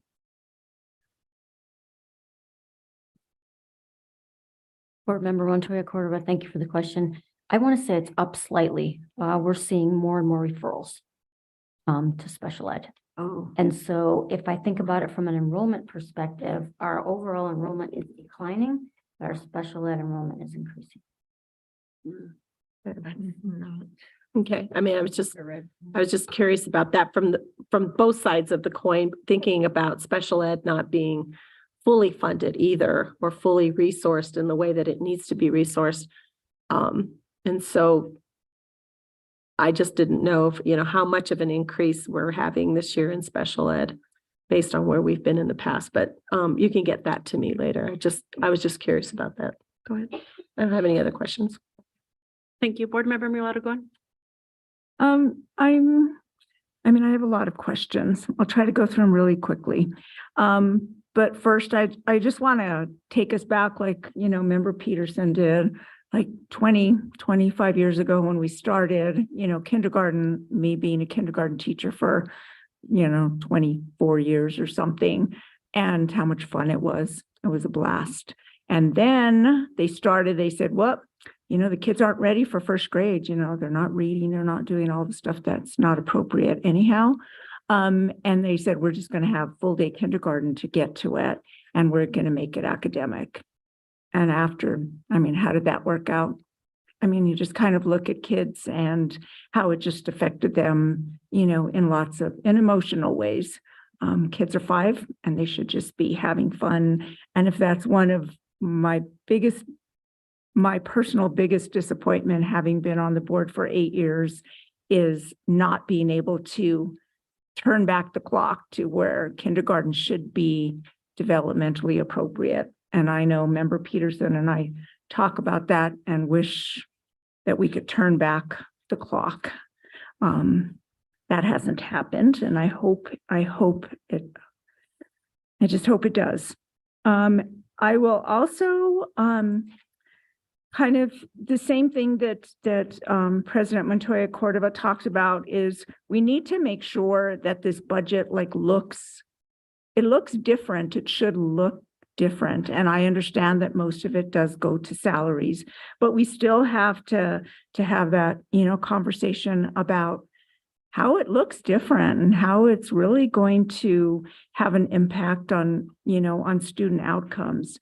So I'm looking through, especially with a lot of the money going towards, goal 4. And it seems like, as Member Montoya Cordova said, it's like, really, are we, and you can tell me, is goal 4 all about what we're doing for the kids to improve the outcomes for the kids? Or is it more focused on what the adults are doing? And so I believe that is also on us, probably.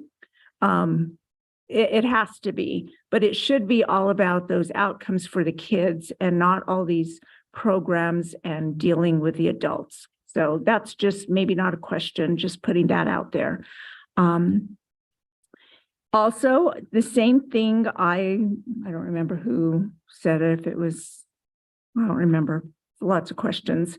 I would like to know also, and you can all get this all back to me, is what is the current staffing ratio right now in regular ed?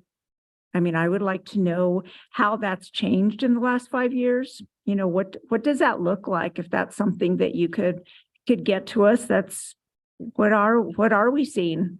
I think that's important for us to know as well.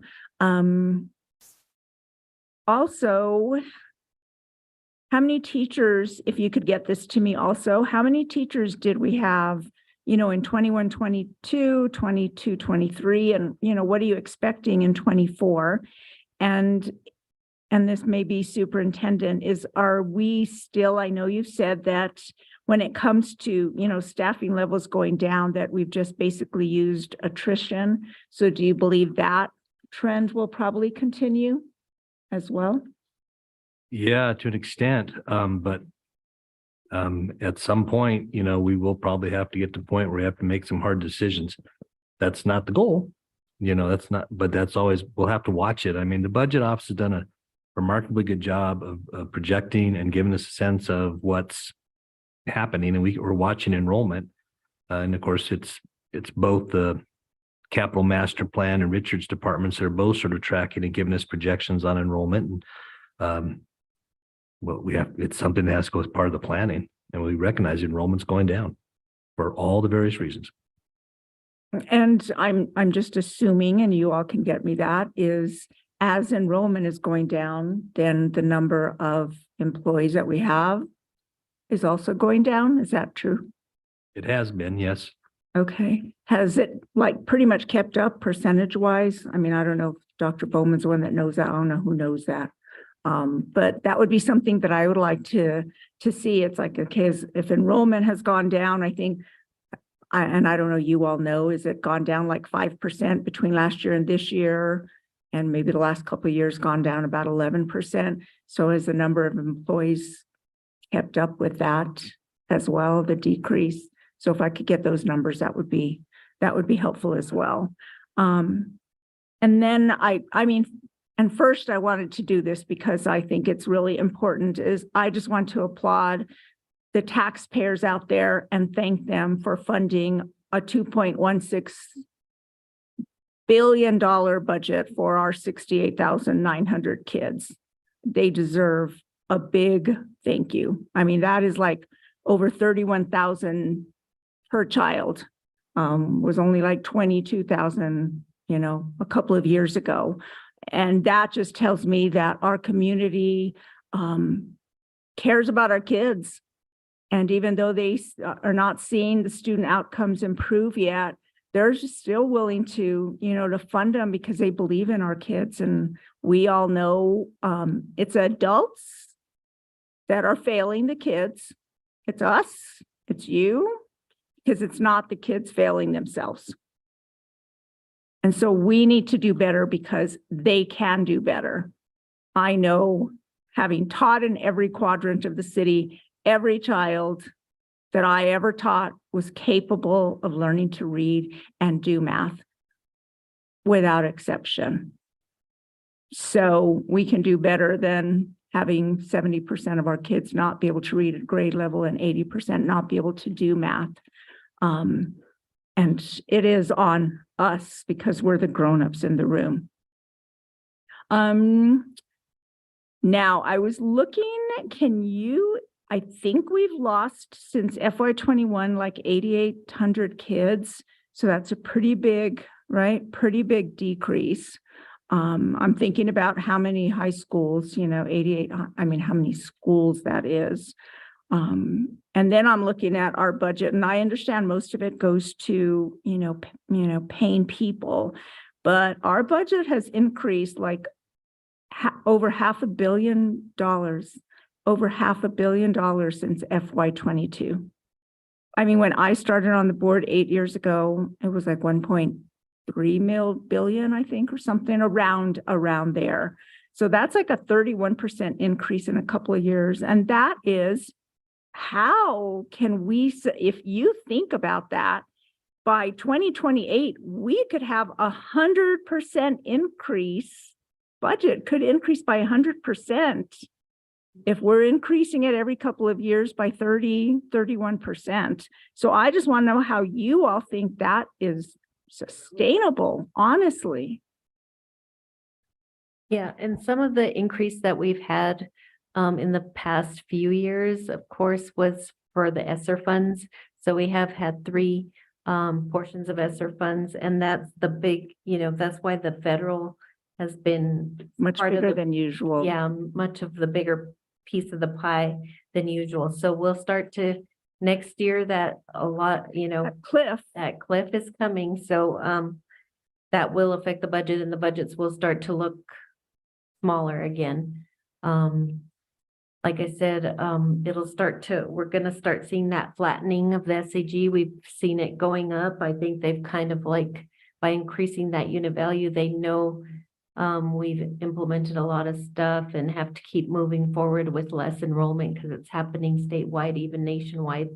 And we just have to continue working with that, but that's not gonna continue. And we know that it won't. And even if they do increase the unit value with the enrollment continuing to go down about 1,500 to 2,500 students per year, it's bound to flatten and even possibly at some point start to decrease once again.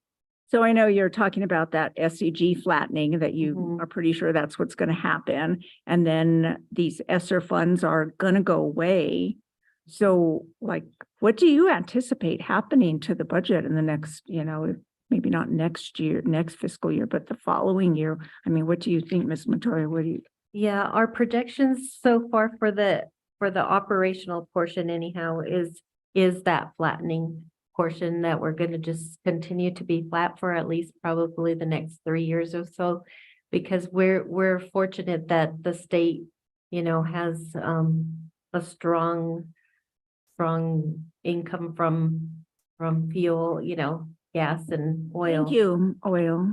Yeah, and so that'll help us for a few years, but then the state's gonna start feeling the same thing, that it's gonna be kind of a lag that's happening, because right now economy is kind of booming from the ESSER infusion, because a lot of people have those funds to spend. And so we know that harder times are gonna come around for not only the districts, but also for small businesses in the state. And so it's sometimes they're going to be coming ahead, and we know that that's coming, and we're trying to have plans and be very strategic about what we're doing, like not increasing FTE. Even within the ESSER funds, we were very strategic and deliberate in not not providing stuff that's gonna be continual recurring expenses, because all that will have to come back onto operational, and we just can't afford that. We're, in the operational fund, it's only sustaining what it already has pretty much. And so we are looking at all that. I've been doing some projections, even increasing the unit value for the next 3 years, and projecting the enrollment going down and putting it into these formulas like we have on page 7, all the little portions of where we feel it'll come out, and we're projecting out for that, and we're gonna have to do some big decisions and big It's going to be it's going to be painful. It's going to be painful. And when you're just kind of looking, and I'm sure you do this all the time, is that you're, looking at property values and property taxes and oil and gas, what's per barrel today, student enrollment, like you said, inflation. I mean, all those things could lead to, things not being as steady as they probably have been. So I'm sure that's what you guys do every day, and that keeps you up at night. It doesn't keep me up at night because I don't know how to do it. So, let me see, what else do I have? Maybe a question that I kind of didn't necessarily see an answer, but I know it's in there.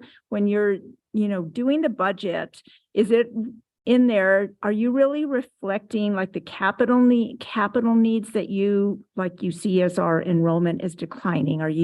Is that play any part in the budget, and how important right sizing, staff and buildings is going to be? Is that playing in there? And I'm just kind of missing how it's impacting the budget.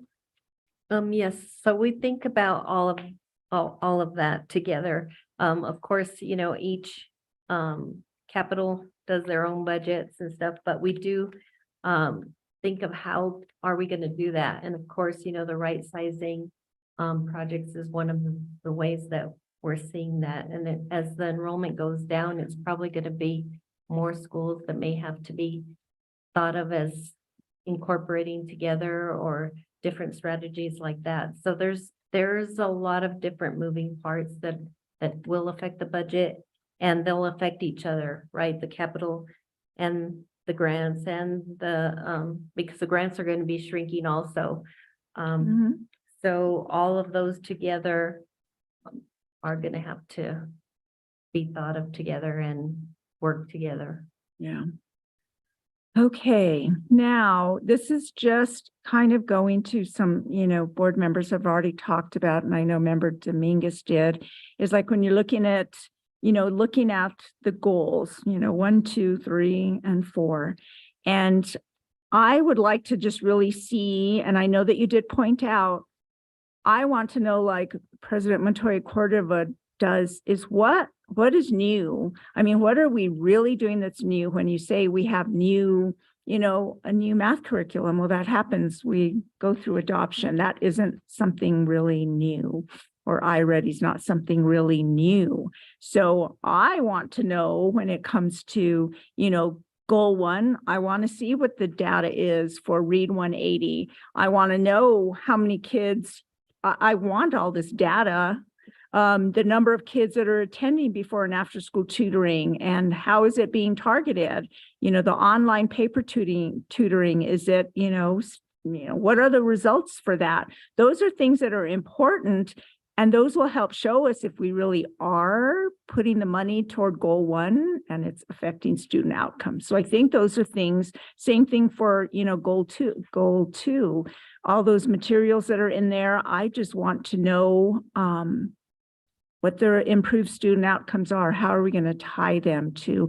And then, like I've said many times, is when we have so many things we're doing, how do we know what really is working? I'd like to jump in a little bit on that, board member, because that's going to all come when we get our monitoring schedule, the monitoring calendar, and when they come and they speak to a specific goal, then we'll be able to see how all those strategies and all of those pieces are having an impact on that outcome. So it's not, these are all the individual inputs that the district has determined would be the ways that they're going to use the strategies to help us to reach those outcomes. So that's going to be coming. Yay, I can hardly wait. Yeah, that's why we're having our training session too. So I can hardly wait. I want to see, I know. I want to see that. We're going to This is an important question, and I talked to athletics is really important. Music and art is really important, yet we still haven't expanded it to meet every child's needs yet. I know we're getting through those phases, but we need more. And when it came to athletics, which is important to a lot of our kids, is if we want to, when I've talked to coaches from, schools in my district, when they're talking about helping student emotional, providing that student's emotional support, social emotional support, they can get so much of that from their coaches. And I don't think anybody can, and they've given me all the research that just shows how important it is. But then I just looked at how athletics, it looks the same as it did last year. The budget doesn't look like it increased. I could be, am I wrong? But that's from what I remember. It looked pretty much the same as it did before. There's not a big increase at all. So I'm for increasing that and getting that music and More There oil were, revenue. there were some increases in athletics, but again. not much, right? It wasn't very much though. But it's tied up on cost. They increased the pay for their officials, which they have to do, or we're not going to have any officials. And then we won't play that. Then we'll save a lot of money because we won't play. So everything's tied to a cost. It's not, we'd love to build it up and have a wonderful, do other things with that money, but it's all tied really to salary.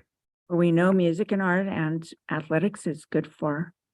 We know what we do. We go listen to music to calm down. We go take a run, it works for us as adults. So I know it works for kids. So then the other thing, and I think what President Montoya Cordova said, we'll see all of this is when it comes to, looking at the guardrails, wraparound services. How is that increasing from one year to another? How do we have more social workers and counselors? I mean, how are we providing those? And are we seeing a difference at all? Because we have to have more of them in there to be able to provide the services to everybody. And I think it's the same thing for all, for all four guardrails. And I would just like to know on the voice and engagement, which is important to me, what is a really new medium? Like some of the things that I saw in there were just things that I think we've been doing. And sometimes we just have to do something different to hear everybody's voice and to engage them. So it's just something for you to, to keep in mind. I think I got everything. So you guys can give me all the, answers to everything later, and I'll wait for us to start our monitoring for some of the other stuff. Thank you, Board Member Mulatto. Board Member Jackson. Okay, thank you. And so I'm going at the end, so I will try to, I do have, these are my questions, but I will, I will consolidate based on, I know Scott's over here. You're freaking out. Your fellow colleagues are freaking. I know, I'm going to consolidate. So I think, so my first question is well, first of all, thank you. You guys have really made a great attempt. It is different than last year. And I do appreciate you making the first effort, that first step of tying the budget to the goals. I see that you did that. I also see that we have some steps to go to kind of tie that bow, right? And I think that the reason that we can't tie the bow, the reason that we can't get the direct answers right now also has to do with the fact that we don't have interim goals yet. And so as my commentary, my hope is that as these interim goals are developed, what is necessitated by that is that some of these superfluous programs or,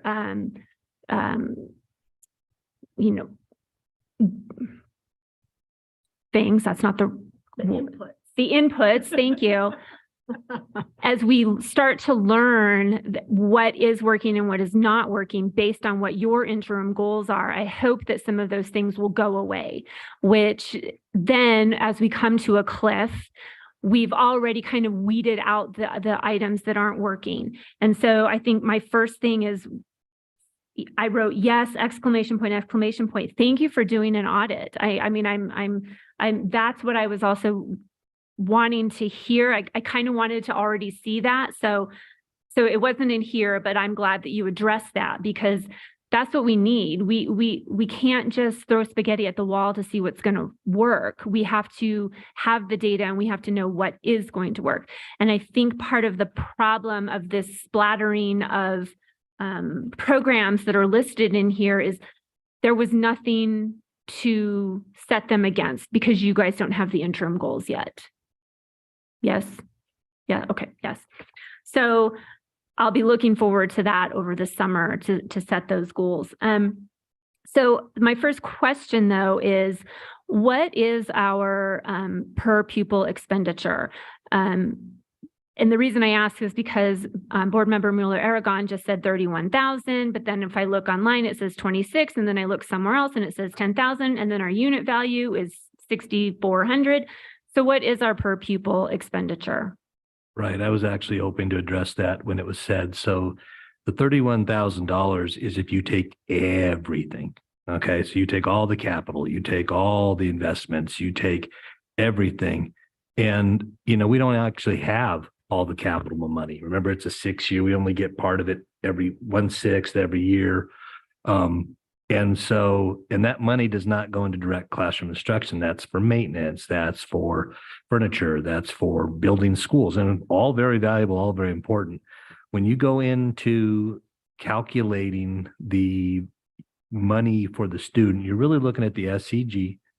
You're really looking at a couple other, because it's the direct classroom instruction. It gets much closer, I believe, around $12,000 at this point. It used to be 11, but it fluctuates from school to school, because then you've got some schools that have really large special ed hubs, right? And so that school will have an incredibly high per unit value, because you may have 2 adults per child, based on the need. So you can see a wild discrepancy. We do this every year for the state. I know the last time we did it, there was a range from about $7,000 to $11,000 seemed to be the huge majority of the schools, with the outliers being those special ed hubs that were really, they really ran it up the amount, but there's a reason for it. Okay, so around 12,000. I Ish. said that off the top of my head, and they're all looking at me. Oh, Yeah. here we go. Like around, the average is 14,294. Okay. 14,294 is the APS average. But Okay. so does that include, just clarification, I'm sorry, at special ed too, or no, that's separate? It does include special ed. Okay. So for the general ed student, it would be significantly less. Okay. See, I didn't include the special ed in my number, so I just grabbed the general. So your number is So the actually- general ed. I don't know if I would not put my number out there. I would not report my number I'm going with because it was napkin math over here, but when it was said, I thought, I need to work on that. 14. I would say, Superintendent, that how can we educate without buildings?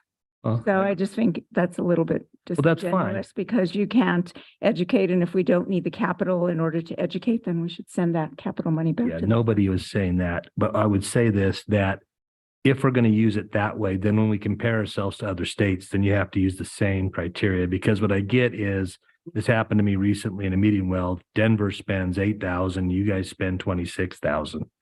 And I'm like, no, it's because they're not measuring the same amount. And so it has to be the same measurement. That's all. Most people don't include capital across when they talk about their per pupil spending, they don't include the capital in it. So that's why I traditionally don't.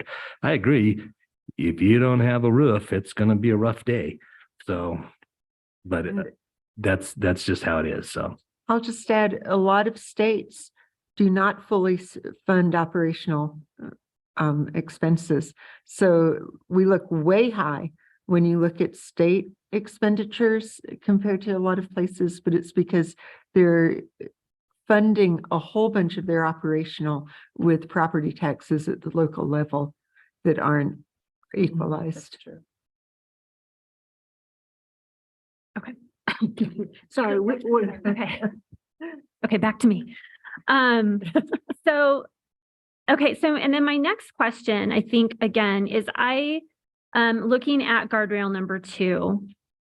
And I see the list. But I think I would like to know, and maybe just an example, how is guardrail number 2 being adhered to in the budget? And let me give an example. Obviously, my district does not have a lot, I don't think any Title I funding, but we know that there are kids in the schools that have that need. So how are, like, for example, when I look at the goal 1 where there's reading interventionalists and resource teachers and all of that, how can I look at this budget and go talk to my constituents and say, absolutely, guardrail number 2 was addressed, and school X is going to get what they need?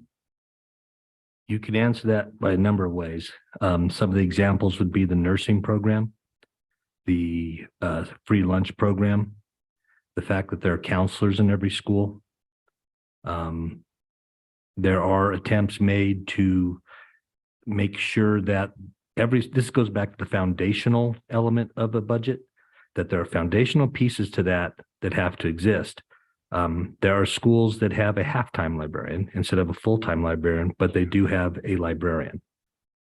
Some of that it may change as we move into this new system, but that is how we stand now. So there are those foundational elements that we have not broken from. And there was talk about it. There was discussion of, well, we could save money if we put a rotation system up at these series of schools, say for counselors, and we didn't do it because of the guardrail. So those are elements that come in. I don't know if the associates have other examples, if I'm covering it, but I think Chanel, also, when we look at things like at-risk funding, that does not go to all schools. And so that's an additional amount of money that's given to certain schools that have populations of higher need, as determined by the state. And so they have these additional funds on top of what they're given for their per pupil to be able to hire interventionists or resource teachers, an additional counselor or a social worker, where maybe others don't get that additional at-risk funding.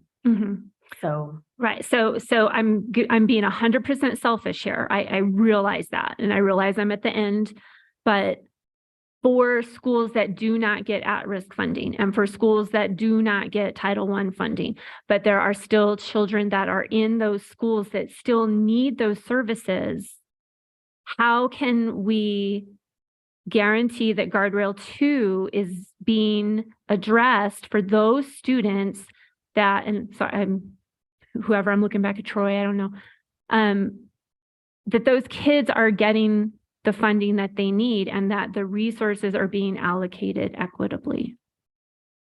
so I think all schools get a form of at-risk funding. I don't think there's any school that doesn't get at-risk funding, for one.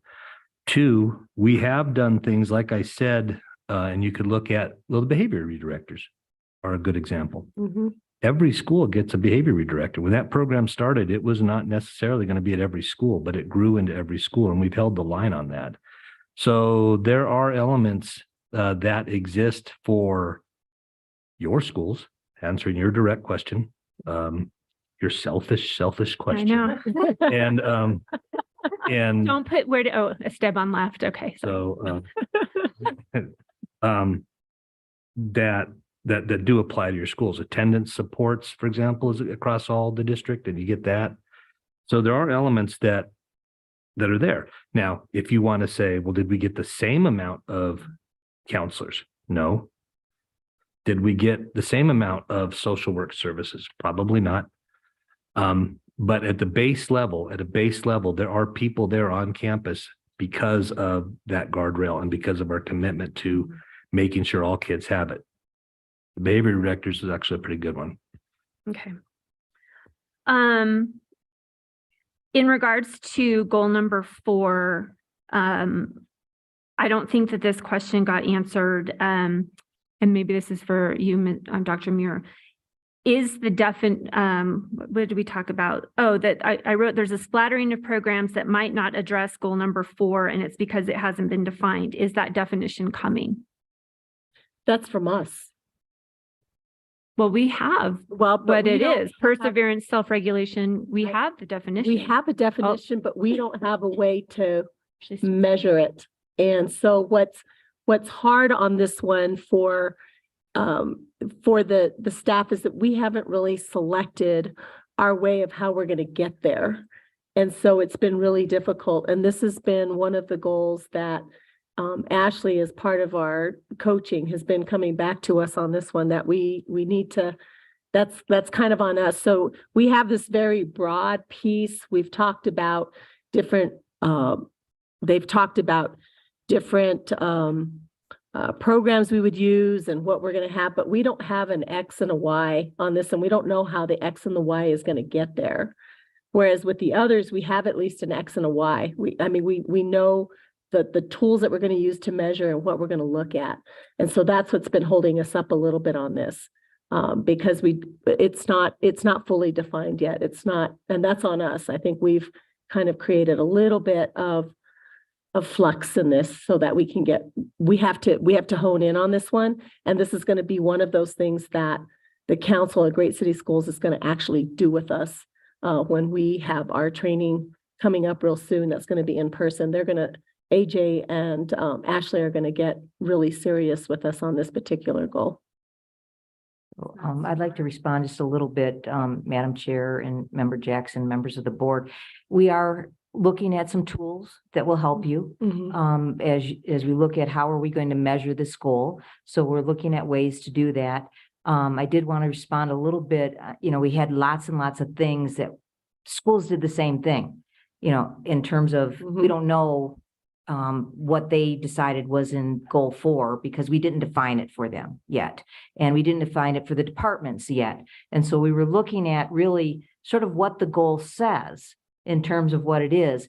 And I think what's missing and what we provided to you was really sort of descriptors of those programs that or strategies that we said will help meet the goal of goal 4. So for example, I'm going to go with Superintendent Elders, behavior redirectors. That is absolutely a program that works on students' mindset, skills, perseverance, all of those things that are in the goal, because it's a program that helps students to begin to understand their behaviors and how to adjust, how to get the skills to do that. And so we need to do a better job of defining those programs for you. We have lots and lots of measures. We don't have a single measure. So I can tell you that every single program that my departments said were part of goal 4, we measure them. We don't have a single measure. And so as you become more defined in goal 4, we can begin to look at it in that way and say, does it really truly meet this measure? Or are we just measuring, which is critical, success of the program? Because if the program isn't successful, why are we continuing it? That's a question, and that's a budgetary question, because every program has some budgetary implications, whether it's operational or grant funding, whatever it is, it has budgetary implications. And as Superintendent Elder said, it's not just the operational dollars that are going down, it's also the grant dollars, because as salaries go up and grant funding stays level, we still have to pay those extra salaries. So we have less money for program implementation. So we have to be very thoughtful in how we look at programs. How successful are they in terms of student outcomes and student success? Not just, oh, it felt good. It was really successful because everybody loved that program and it really felt good, which is everything that fits in goal 4. They're feel good kinds of things, but are they successful for students? And that's where we're going. That's as how we're looking at what we need to do to meet your goal 4. How do we move forward in that direction? We're doing a lot of auditing as we are moving into the summer and into next school year to say what is there, what's happening, and how successful are these things. We don't have that information for you yet, but we're working to get there for you and for us, because we need to know what's successful, what's not. One of the questions we keep asking is, what can we take off our plates? Well, we take the things off our plates that aren't doing what needs to happen for student outcomes. And those are the things that we begin to take off our plates. And so even some of those things that we put into goal 4, and I'll go to President Montoya Cordova's favorite topic, school-based health centers. We don't fund those, but is absolutely a program that happens in our schools, supported by the district offices, that meets the needs of goal 4. And so it's not what we do at the district level is just some people's salaries to help support the needs of school-based health centers in our schools. But we don't put any money into school-based health centers. But it is absolutely something that's there. So we are listening to you. I actually liked the questions that got sent by the board because it helped frame some of the thinking about how we need to go forward and think about all of these programs that we've listed in here. And again, that was just a snapshot. That wasn't even everything.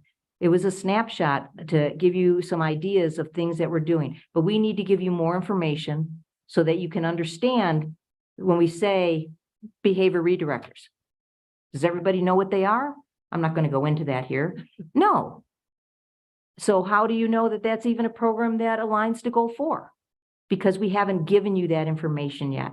And so we need to give you that information. I think we might need behavior redirectors on the board. I can help you with that. Just kidding. Just kidding. Okay, thank you for that. And I, again, will selfishly speak for myself that as we start to slim down our programs, you will have my support to do that, because there's no reason for us to be paying for all of these programs. I mean, like we have, and again, I don't know what half of these things are, but we have outdoor learning, we have school gardens, we have 4 different SEL things that are listed here.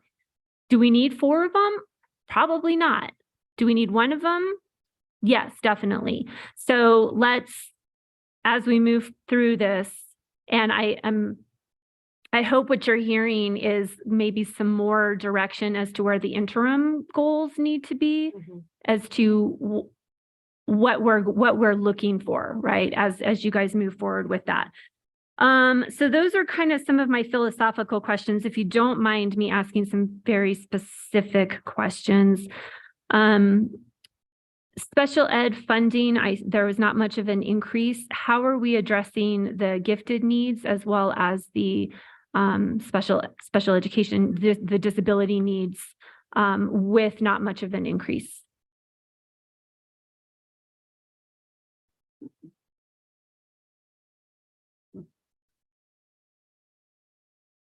Good evening, Board Member Cordova and members of the board.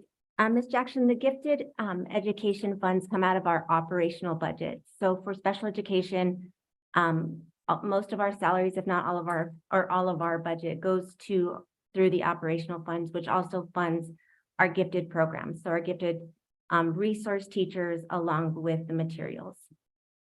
As we look at special education, again, all of the salaries come out of the operational fund. And as we look at the IDEA-B funding, that is for all of our special education staff, curriculum, materials across the district, all of our resource teachers, IEP specialists, and so on, all come out of that. Okay. Are the needs for the kids being met through this budget? I think as we look at it, we're looking for special education at redefining what we're doing. We've listened to the public as we were building the goals and the guardrails, and inclusive practices was one area that we really heard we wanted to strengthen.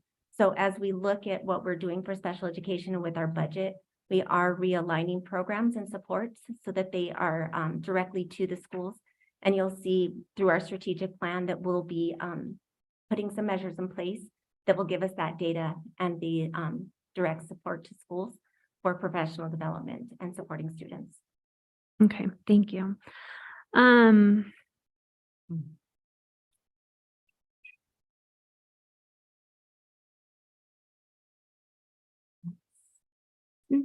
Sorry, if you would just. On page 11, where it has the areas of increase, were any of these increases unfunded, like unfunded mandates from the state? That's a good one. Yes, actually probably the one that was underfunded, I think we presented it in our March presentation to the board. That was the minimum wage increase to the licensed educational assistant salaries to 25,000. We were funded $3,375,600. And the cost to APS is $8,362,970. So that was an underfunding of 4.9 million. Okay. Okay.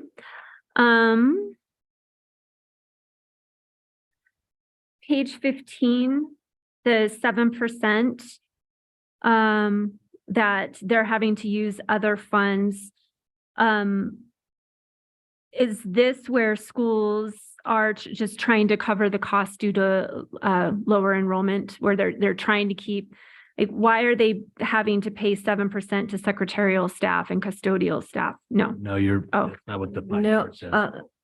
This is to the prior slide, the one where Oh, just goals. yeah, where they're just putting it to goals, and we were just curious to see why did they put certain things in that other category, and when they did, what were they? What And were that's they? what it was. Got it. The secretarial staff and all that, because I think they, in Okay, their minds, they didn't feel it fit into one of the goals specifically, but okay. so they stuck it in Okay. the other category. That makes sense. I was like, why is that not paid for? Okay, a couple other things I'll send later. Like, I'm wondering why we're paying for paper when I think that the NMPED just like nixed that contract. So wasn't sure why we have that in some of our goals, but I don't. So that was a big question for us as well. And when we reached out to the PED, the rationale was because they didn't have the student engagement that they expected. It wasn't at all. They reached out to districts to get kids engaged and there wasn't that engagement. And so they decided we're not going to go in that direction. We are working really closely to try to drive strategy behind how we implement it. So focusing on mathematics in 8th grade, specifically, we saw at Tony Hillerman that they had like an outrageous number of completed math missions that they've already used. And so we're trying to use it more strategically than just everybody try to use it. We do want everyone to use it, but we're not going to just leave it up to chance. We're going to really try and be strategic about implementation. Okay. One of the key elements that paper will tell you, and the research has quickly shown, is that just offering online tutoring by itself and say, go to it is not successful. Kids don't do it. But offering it in the classroom with the guidance, the teacher says, you four are getting on here and you're going to work on polynomials. Go. That has some, and then like we said, we're starting to see some schools that are like jumping on it. There was another one, I can't remember, but there's examples now. Schools are saying, oh, we're going to use this. Desert Ridge. Thank you, Desert Ridge. Thank you, Desert Ridge. Woo, zone 4. Oh, that was the Okay, on page 21, this is just a comment. I don't see anything on here as far as plumbing, electrical, HVAC. I don't see other CTE type industries. So I would like to see an increase in those type of industry certifications. This seems very specific as to what they are. So I'd like to see an increase in some of more of the trades. And I'm hoping we do have somebody that's in charge of that now, correct? That does not have. For a year, and she's doing a killer job. We're very pleased with her.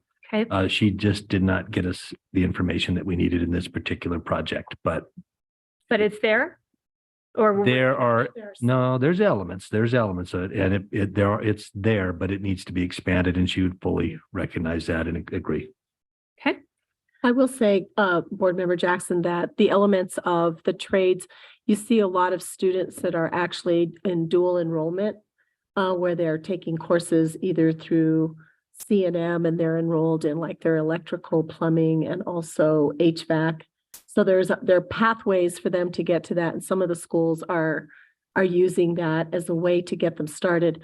Where I think there still needs to be development, and Dr. Segura and I have talked a little bit about this, is that the district is still, needing to work out and clearly define career pathways. And that's kind of like, I saw that as part of your strategies on the strategic plan too.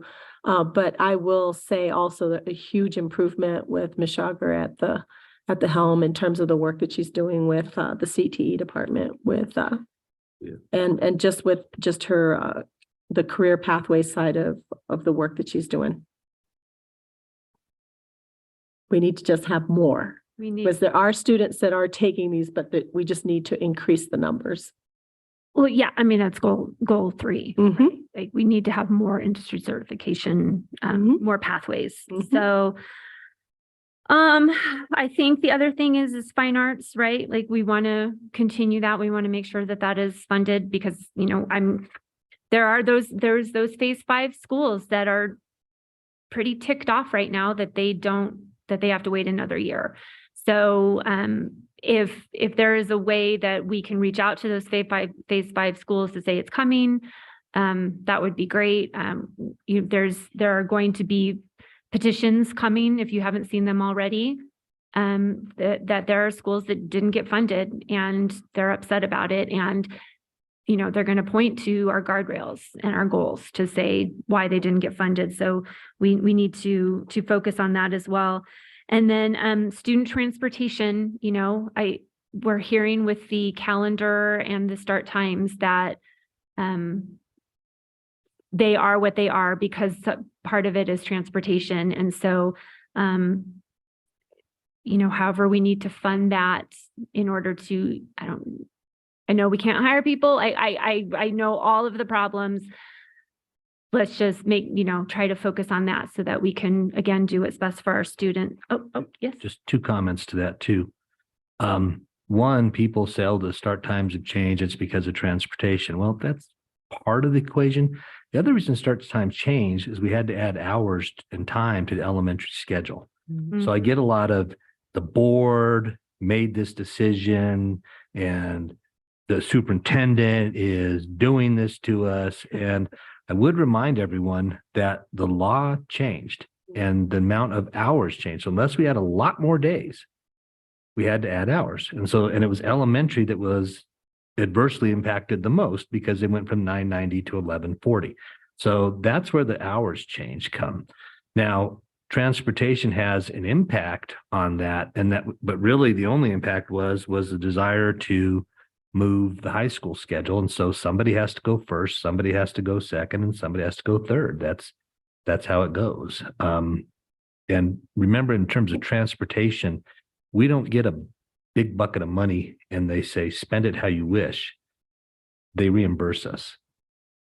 So whatever miles we run, however many kids we run, we get reimbursed. And so we can't necessarily grow the transportation department unless somehow we have the capacity, the buses and the drivers to drive more kids. So when you say budget it, we don't really budget it as much as we say, we think we're going to get this much based on what we believe our ridership is. And we believe these are the miles we'll run so we can project. And then and if we go over, then they do pay us for it. But short of more buses and drivers to go over, we can't. All right, I'm done. I'm looking forward to some interims so that we know how this budget is actually going to play out. Okay, thank you. And I don't have too many because they've asked everything. So mine are short and simple. But I know originally when we had our first prep meeting, Ms. Montoya, you showed me a graph that had like alignment of spending and funding. And I don't see that graph. And I loved the graph, because it really showed kind of what the trends are and how we should be, what we should be looking at. Are you able to talk about the graph? Do you know which one I'm referring to? Yes, that was actually the staff versus enrollment. Yeah. And we will be bringing that to you probably, in the next presentation, because we just wanted to speak to, stay focused on this year's budget. And then starting next month, we'll start bringing you like multi-year projections and kind of more of the strategy that we're trying to look at to kind of bridge that gap. But yeah, we'll be bringing that information. We just decided to pull it out because for this one, since we really wanted to focus on 1 year's budget instead of multi-year. Okay, I look forward to seeing that graph because it was very insightful. And obviously that goes back to when we could go to enrollment, like knowing this was our second biggest drop out of 8 years outside of when COVID originally happened, and making sure we stay in alignment with those trends because it's not going to change. And ultimately you want to make sure your staffing is aligned with the decrease in enrollment. And having said that, and you kind of touched on it, but have we truly projected out, created a scenario of the declining enrollment, removing ESSER funds, all the extra money that we had? What would our budget look like? Well, Again, yeah, it's it looks rough. Yeah. And that's once again why we just thought, let's focus on this year. But yeah, this year is positive. We were only negative for that underfunding of the EAs. That was really what caused our negative. So we were pretty excited that we really do have a balanced budget. But in order to keep on that trend of having a balanced budget, we're going to have to make some really big decisions. Yeah. And of course, our biggest expense is salaries.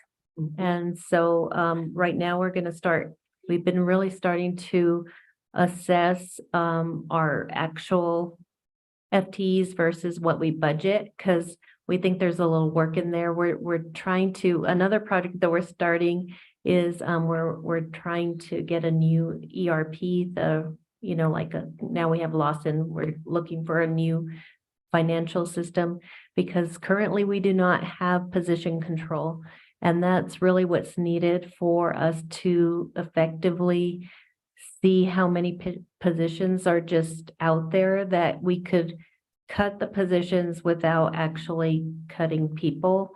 And so that's what we're really going to focus on next, is looking where those variances are and trying to cut as many of those positions that we really don't need to be budgeting for because they either are no longer needed, or it's just, we have to reassess what positions we have out there. Maybe it's something that no longer, the reason why people aren't applying for it is it's kind of, we need to relook at it, see if we can combine a couple positions and skill a position or something. So we're going to look at all that next, because I think that's really the biggest way that we're going to be able to keep the budget's balanced. Okay. And I liked the breakout of how we attempted to put the goals and kind of what programs are aligned with that. And as we get a little bit more specific, going forward, I think it's going to be important to even like for our communications team to make sure that they're letting the public know on how we're doing this and how the goals are aligned with the budget. Because we went to them for community support, community feedback, but to make sure that we're continuing to follow through with how everything works hand in hand. Because honestly, I was really disappointed. We had a post go out on social media about we want feedback for policy, and reading all the comments on there were really, really disheartening. And part of me wanted to comment, but I was like, no, I'm going to get in the social media war and I don't have time for this. But hearing a lot of them saying, well, they don't care anyway, they're not going to listen to us. And it struck me because I'm like, how do we change that narrative? How do we continue to get the information out to them to show that we do this for them? Because obviously I would say 90% of the comments on there were not favorable. And to be able to address it and be intentional with how we're moving forward with how our budget is aligned. It's not just lip service, but that we're really moving forward with the actions are matching what we're saying. So that's important for me. We can never communicate enough. I don't know if it's a fun graphic. I don't know if it's a video, but it has to be short and sweet. Yet nothing we do is short and sweet, but how are we going to make sure that every parent in every district at every level, students included, will understand the work that we're doing here?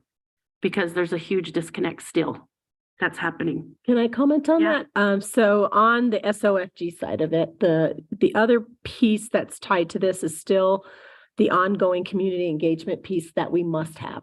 So once we get our monitoring calendar in, we are monitoring some pieces and we're doing this. The next big step that we're going to have coming up in June is we're going to have a community engagement team. And so we're going to talk about that next piece of how we get back out to the community. They were very happy with us when we went out and we started the listening sessions. So now it's going back out to the community about where we are, and we're going to do that part. So that's, I think, how it's going to come about as well, so that we can also be accountable back to what we said we were going to do, and this is how we're doing it. I also think that in just watching some of the other boards that are doing monitoring and the way that they're doing it and the way that they take a particular goal and it's advertised because we also, thanks to Christy Albright, who's already set up our page and is getting us ready for that, that will create much more transparency because then we can start to talk about, see, this is where the budget is going, this is where our expenditures are going, and this is how the outcomes are coming about as a result of that. So we're definitely still behind the 8 ball. There's no doubt, because I think people still doubt us because we haven't had a chance to really get past, you know, we have to get and we have to march towards that piece, but we're almost there. And I'm excited about the next community engagement side. So I'm grateful that we're here tonight on the budget because I wanted the budget to be the budget. And this is a really important piece for the community to hear how this budget was being built, you know, that it was reflective of the goals and the guardrails. There was a lot of intentionality on that. That's the first time we've ever done that since I've been on the board, that it's been tied to something like that kind of conversation. So I think we're starting to get there, and we're going to have to build that trust, and we're going to have to build that confidence with the community still. They're not there yet with us, but I think we can get there. Right. So overall, like, I look forward to our next conversations coming up sooner than later about what we're projecting going forward. You know, you hear that one scenario, that phrase that's been said for years, you know, I want to make sure I say it right. If you fail to plan, you plan to fail, you know, and we don't want to be behind the 8 ball. We want to make sure we're looking at, and honestly, I fully trust you. And I think it's been said over and over again that the intentionality, even the tone of this meeting versus last meeting a year ago, as we've completely pivoted and we're in a whole new direction. And granted, you know, I'll say that's hats off to you, Ms. Apodaca, and your team. You know, we have new leadership in place. We're headed in a new direction. And it's nice to know that we're not in the same position we were last year or anywhere close, in my opinion. You know, so thank you for everything you guys have done to communicate with us and communicate more, and probably even have to simplify it even more than what you've been used to in the past. But none of your efforts, you know, are in vain. And I appreciate what your team has done, without a doubt. But I look forward to, you know, being able to take a deeper dive into what's coming up, because again, a $2.2 billion budget is enormous, you know, and how are we making sure that every dollar is spent appropriately, that we're aligned with enrollment, we're aligned with teacher spend, because payroll is our biggest line item on there, but everything is going hand in hand, because right now I don't see it exactly aligned the way it should be, especially with the decrease of enrollment that's happened over 8 years, but we're going to move there. So having said that, we will move forward. May I add something? Sure. Go ahead, Board Member Dominguez.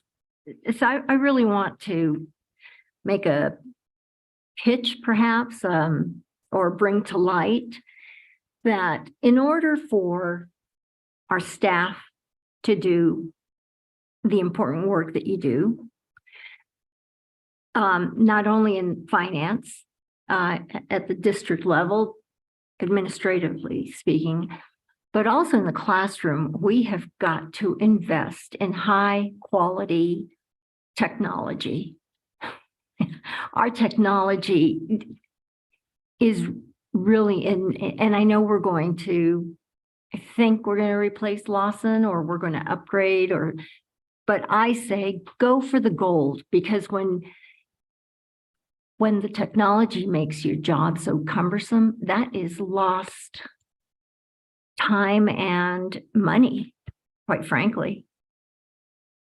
So that's my only pitch to the technology chief, to, you know, make it possible to just invest in the best. Thank you. And before we wrap up, Board Member Peterson?